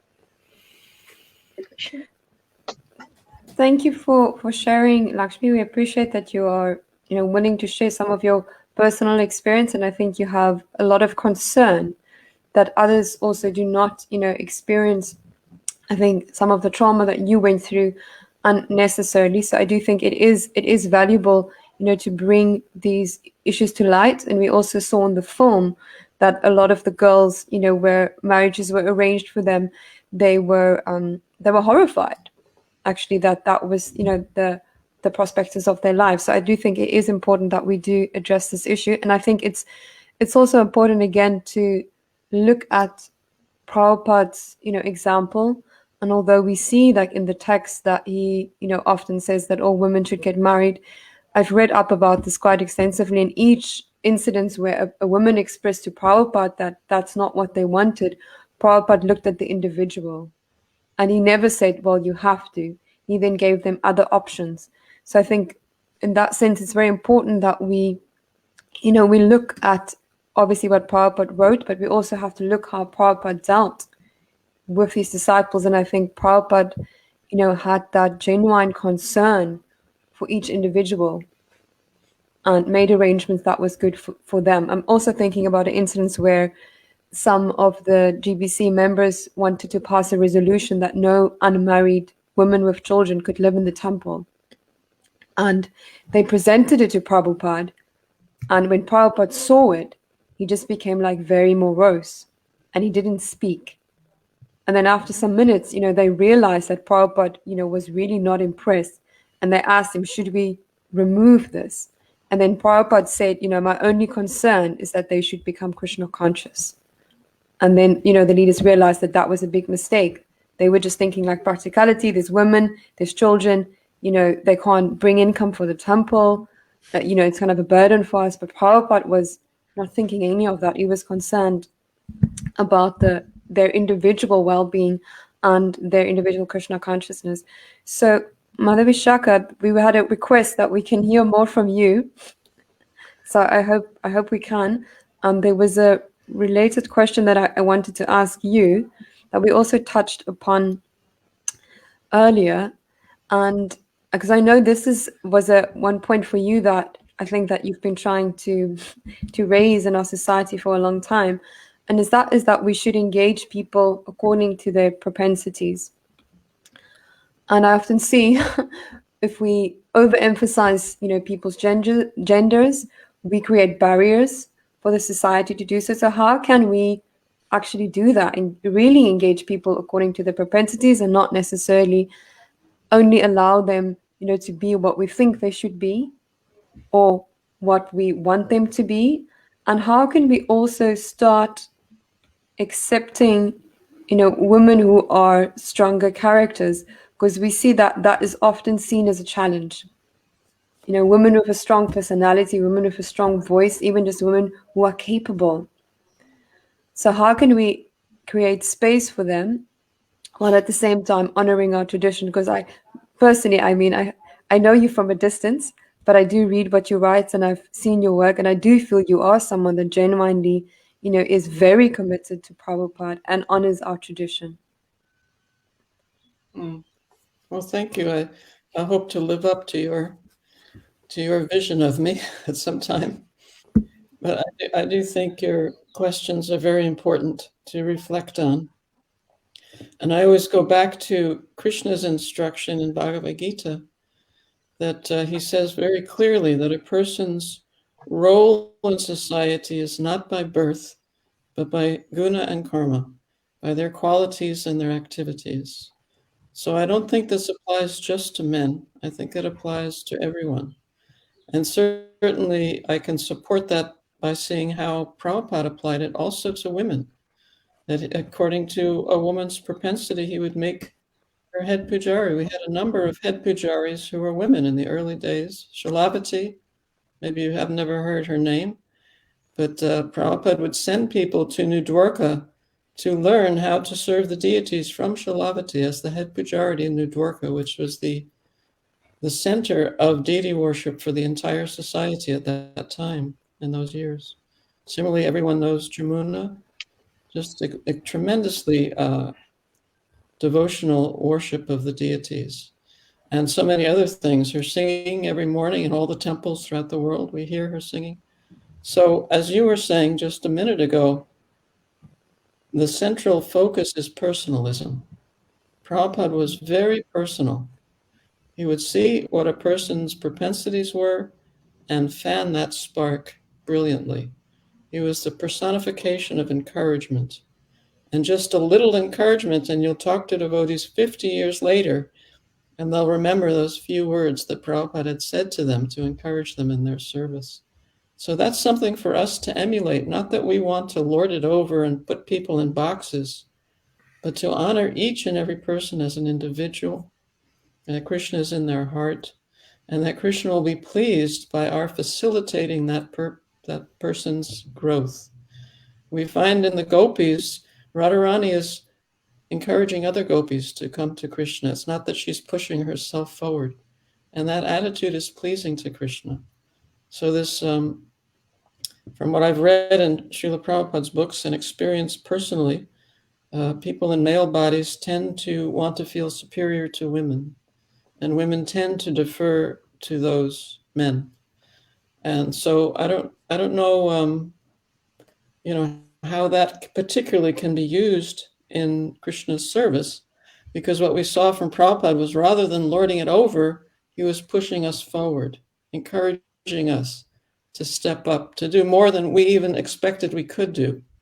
And that was just so brilliant, because that was how he formed this entire society, through this kind of encouragement and very high expectations of us. And even when we fell short of his expectations, he didn't change his expectations. It wasn't that he gave up on us.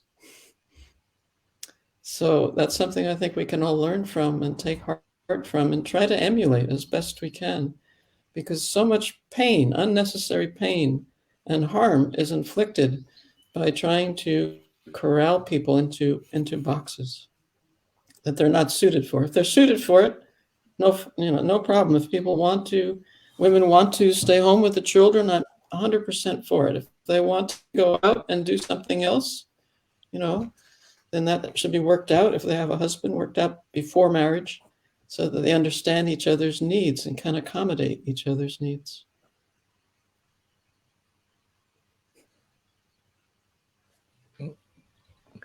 Sorry, Saradiya, I think I muted you. You're unmuted now.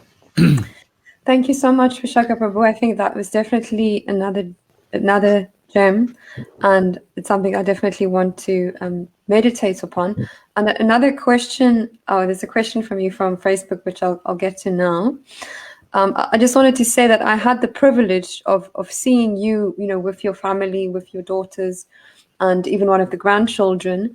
And what really struck me is I always had, seen you as definitely a strong, a strong devotee and a leader and a teacher and a very dynamic person. But when I saw you with your family, I saw that at the same time you were a very loving mother.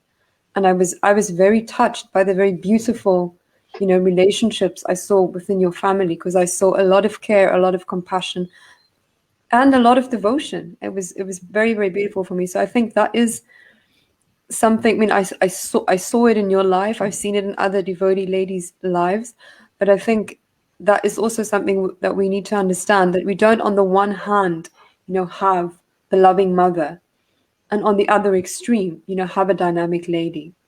It's not mutually, exclusive. So I just felt that was, something that I've seen practically manifest, and something that we should be conscious of. So the question from Facebook, I'm going to read it out to you, is: a woman, head Pujari, left ISKCON after severe sexual abuse and harassment from the temple management, blocked for legal resources by the local GPC. She was told it was a karma and to continue seva regardless.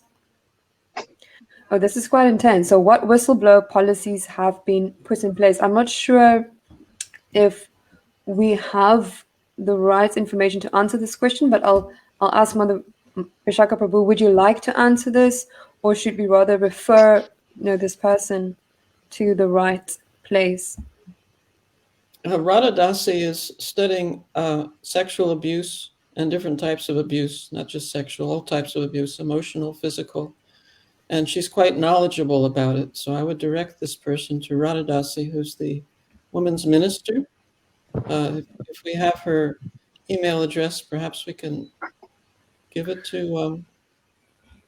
Anjali. So Radha Dasi is, I think, the president for the Vaishnava ministry internationally. That is, if I understand correctly. And I don't have her email address on me right now, but I'm sure she could be reached through the international Vaishnava ministry. And I think that is an important point that Prabhu was just raising, that there's always someone, that has the knowledge of how to deal with a specific issue, and we can refer to them. So I am conscious. There's a department that was created about 2 years ago, specifically for sexual abuse by leaders. And that's run by, I believe, Champaka Lata of South Africa. And I don't know the name of that department. It's a ministry now. It should be. It's supposed to be. That could be looked up maybe on the GBC website under ministries. So that's good news. I think I don't know the name, but it's specifically for to deal, like you have the Child Protection Office. It's particularly to deal with sexual abuse, specifically by leaders. I was just going to say that it's another example, though, of how, a philosophy or a certain statement can be used in a way that isn't potentially supportive or helpful of the individual, but to shut them down. So in that sense, it's really unfortunate. For that reason, the office was created. Yeah. So we have a place to go. It's unfortunate. I guess nobody knows about it. I don't know if it's fully developed, functional. If it is and we don't know about it, it's unfortunate. It may be that it's not. But yeah. Anyway. Well, thank you, Mahatma Prabhu, for sharing that information. I think it is definitely a step in the right direction, because I think something we saw again in the film is that, for there to be change and transformation, we need dialogue. And even if it starts in a small way, then dialogue can move things forward. So I am conscious, of the time, and I think it would be good if we can conclude the session soon. But I did want to ask Mahatma Prabhu if there was still something specific you would like to contribute to the discussion. And I also wanted to ask if you could maybe speak something of this importance of, I think, dialogue between men and women on addressing these issues. Also, because it might seem ironic to some, but I also feel it's important for women to understand how they can support men, in the changes they need to make as a high school teacher, I was made aware of like the extent to which young boys, really get indoctrinated with this idea that they need to, see women as objects, and how difficult it becomes for them. And that just, gave me also more, I suppose, sensitivity to their struggles. So I don't know if you could maybe enlighten us in that regard. Well, you had mentioned earlier understanding the needs, and as a man, I understand my needs, and sometimes as an emotionally shut down man, I don't even understand my needs. What to speak of the needs of of a woman. My wife was saying the other day, she's a marriage counselor, and she said, if someone grows up with like 5 sisters, that when he gets married, no surprises. But if he doesn't have sisters or only one, maybe not so close, there's a lot of surprises he doesn't understand exactly the nature of woman. And he may want her to be a certain way that's not natural for her, and vice versa. So I think I've spoken to women. I think we did the Sadhvi Sangha once, where I spoke to women about the nature of man. And then Laxmi was saying, I don't know what it's like to be a man. And it's probably good you don't. You probably wouldn't want to be. I was telling them you'd be in shock if we just threw you in a male's body. You'd be like, oh my God. I didn't know it was this bad for them. So to understand the needs of man, for men to understand the needs of woman, it's so important. I remember something that I heard indirectly from some of the women. They said that before they came to ISKCON, they were very confident, and they lost that confidence because they were told they were less.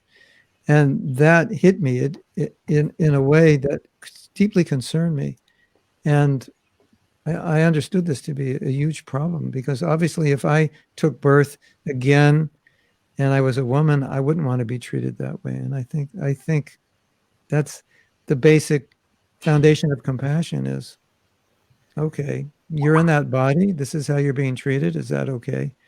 A lot of times I tell the men, you're looking at this woman lustfully. Okay, imagine you're this woman and she's looking at you, looking at her. How do you feel? And so, that's how compassion works. Krishna says in the Gita, you feel what that person's feeling. So I think that's essentially important. And one time my wife she was studying the 6 human needs, and she was also studying marriage counseling. And she said, actually, really, the simplest basis of any relationship, and especially marriage, is that you know the needs of your partner, and they know your needs, and you fulfill them. So whether it's marriage or whatever, I think it's so important. And whatever men can do to understand women's nature, whatever women can do to understand men's nature and their troubles, whatever we can do to help one another. It's also part of the chastity idea that, men are like butter, they shouldn't be, but they are. So just know that. You're like fire and they're like butter. So, just deal accordingly, even though they should be advanced and they shouldn't, they should stay refrigerated all the time. Their butter should be frozen. And yeah, of course, it should be. But forgive me, but how does objectifying men help? If we're growing personification, we need to see people as people. Please, even in our metaphors wherever possible. I don't understand what you were saying. How does objectifying men? I'm hearing. Okay. I heard Saradiya Mataji discuss how she's grown empathy for boys with how much they're conditioned to perceive women as objects. Yes. But the flip side of that is that there's a whole other set of consciousness being conditioned to perceive themselves as objects. That's problematic too. Yeah. And in the metaphor of fire and ghee, those are 2 objects, and metaphors are useful, but this is probably my disturbed ego speaking, but I observe in most patriarchal systems, male perception kind of becomes like our magnet. Like that's where we're kind of like trained to like hang out. And you're talking from the female perspective? Or? Everybody. in my experience, being raised in a white patriarchal culture, mainstream, it mostly ISKCON, but the mainstream culture at large, Christmas with my grandparents, it was American. Our culture trains us to perceive from a basis of white males. That's what being indoctrinated in the American education system does. And in my personal experience of growing Krishna consciousness, I have to learn how to perceive from beings beyond myself. That includes, like insects, birds, trees. Yeah. Lord Chaitanya says, as tolerant as a tree, humbler than a straw in the street, ready to offer all respects to all living entities. I think it's especially hard for us, all of us, and this is why Kali Yuga is the challenge, is because we're so trained into these tracks of human design before we can even, really grow perception how it would have unfolded thousands of years ago. I don't think they're mutually exclusive, though. Of course, because time is a human construct and Krishna is above all of that, which is why knowledge can be transferred through all of it. But I see you as a soul, but you're in a female body, so I have to deal accordingly. And so there's proper and improper ways. I could get arrested for dealing with you in a particular way, not even doing anything wrong, but just, you know what I'm saying, touching you in the wrong way, but it could be affectionate. So I have to and the fear that. there I can relate to. I get fearful of being arrested for various things in this in this time and place and circumstance that I exist in. But for me, I suppose, shouldn't the bigger fear be that you're losing the love of Krishna behind that manifestation? Because for me, that's what's painful when I have these quarrelsome interactions, is that I feel my ego cutting off the desire to express love, and I want to stop that, but it's still a part of me. Krishna hasn't removed it yet.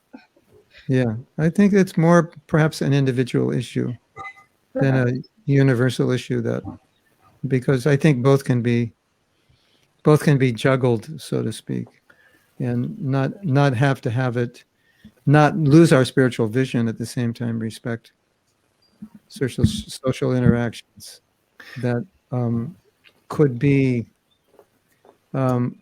eventually end up problematic, put people in places they don't want to be, just because we're conditioned souls, but still not minimize our compassion towards one another and our seeing one another spiritually. So it's like a balancing act. We're balancing so many things in our lives.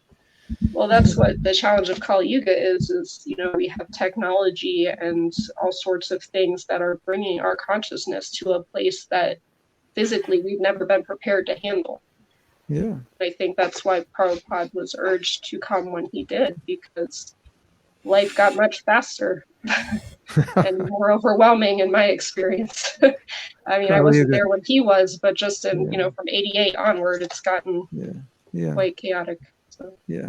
Kali Yuga arrived ahead of time, I think. It's got degraded quicker than it was supposed to. Degraded or unwound? I mean, it's all a matter of perception. I'm just seeing that Ravi has raised his hand several times, so I think he's got an important point he would like to make at this time. Sorry for I'm persistent. No, it was just kind of an addition to what Mahaprabhu was saying about the fire and the butter thing. So, like, that statement is a reflection of a let's say a kind of a truth, but at the same time, it can influence how we think as well. So in the same way, there's a lot of hackneyed kind of statements or ideas that are there in society about between men and women and the man and the wife. And, there are these old little like kind of phrases that get rolled out, like, oh, the ball and chain, or the wife, like, she's such a nag. And so there's all these kind of like little hackneyed kind of ideas about what it means. And then the husband, oh, he never listens. He's this and he's that. And they're reflections of obviously an element of truth or an element of challenge between the genders, but at the same time, they also influence our experience before we've even started. You know what I mean?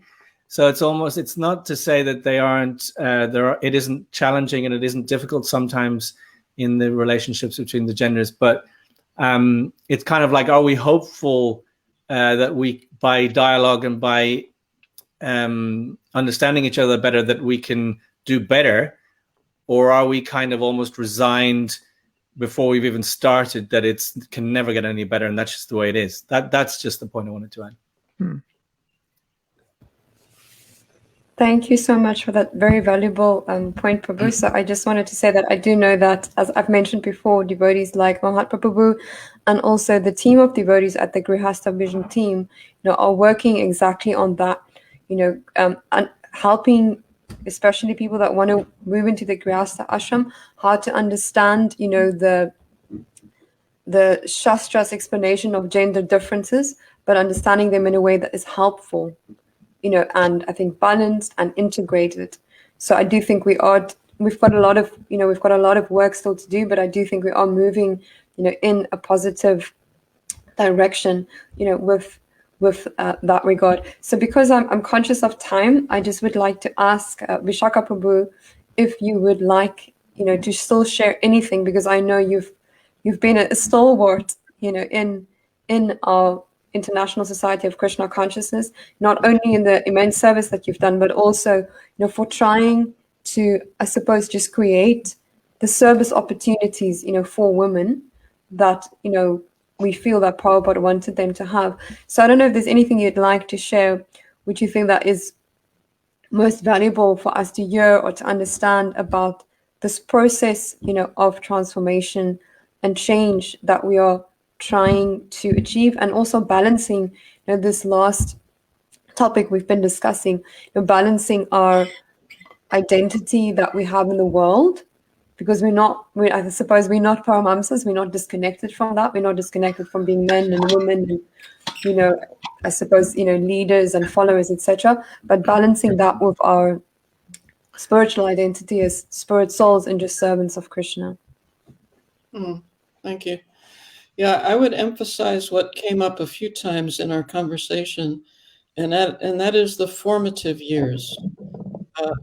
Traditionally, we think formative years, the child, the first 5 years of their life.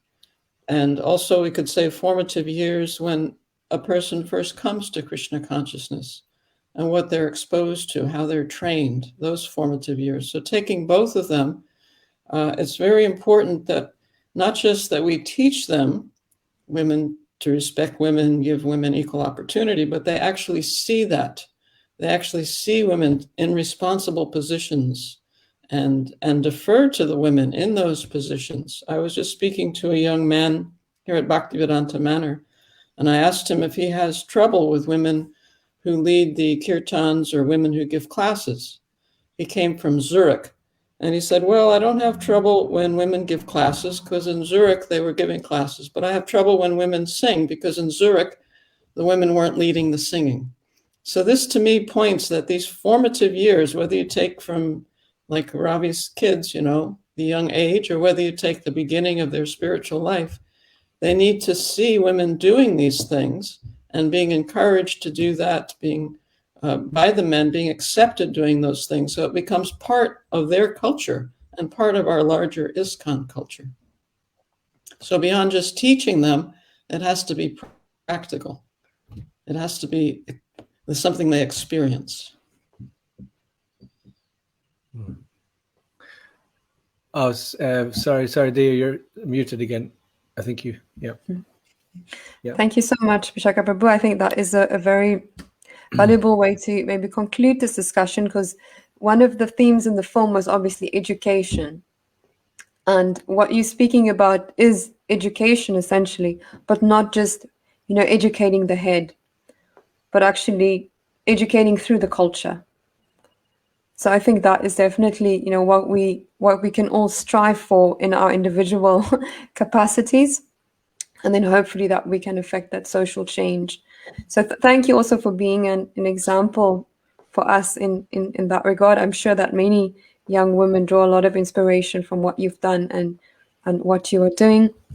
So, Ravi Prabhu, as the person who made this film, and also the person that called together again another panel discussion, I would just like to ask if there's anything else that you would like to say, any message you would like to say, that what is it that you really would have liked to have bring to people's minds and hearts with making this film and then starting these discussions?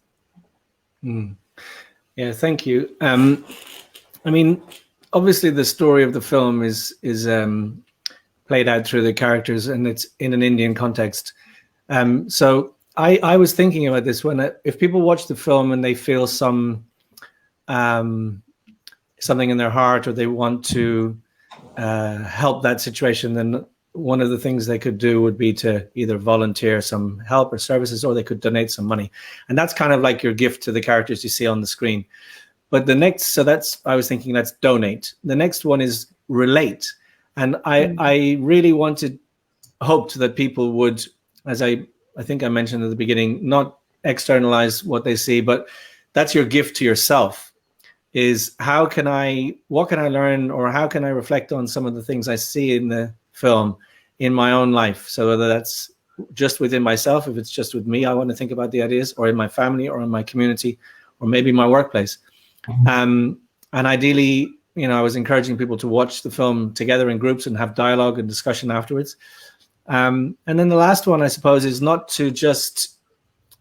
sort of try to see the broader picture, so that, for example, education for girls is not just a women's issue, it's a societal issue. And it is important to involve everyone in the community, meaning men and women. And I suppose we can see that, we can apply that kind of thinking to any situation, rather than, how would you say, looking at it in a limited or sort of polarizing way. How can we try to see the more synthesized kind of progressive view? And then the last thing really, that we've all gathered here, and is I wanted to say a huge, just express my appreciation, first of all, to you I thought you were brilliant questions, and also to Laxmi, who I've really appreciated her thoughtful thinking on many topics and some of the other groups I've been involved with. But also to Visakha Prabhu, who have been lucky enough. I think I started to try and do my MBA part-time in 2003, and I was looking at diversity module, and I was, even way back then, although I didn't link it until I was much later, but I was already thinking about women in ISKCON, and I spoke to Visakha in Mayapur about it, and I couldn't quite finish my MBA doing it part-time, so I ended up doing it later full-time and didn't do that module, but a seed was planted. And every time I've had interactions with you, Visakha, I've always found it to be wonderful, and just wanted to, I've been talking a little bit sometimes when I'm talking in this context as if I'm feeling dissatisfied and so on, but people like you and Mahatma Prabhu also are probably two of the people who are doing the most work in this area. And so please don't think that, so I just didn't want to sound like dissatisfied and like as if nothing's happening, because I know that both of you are doing so much in this area. So I wanted to very much appreciate that. But obviously at the same time, there's so much more to do as well.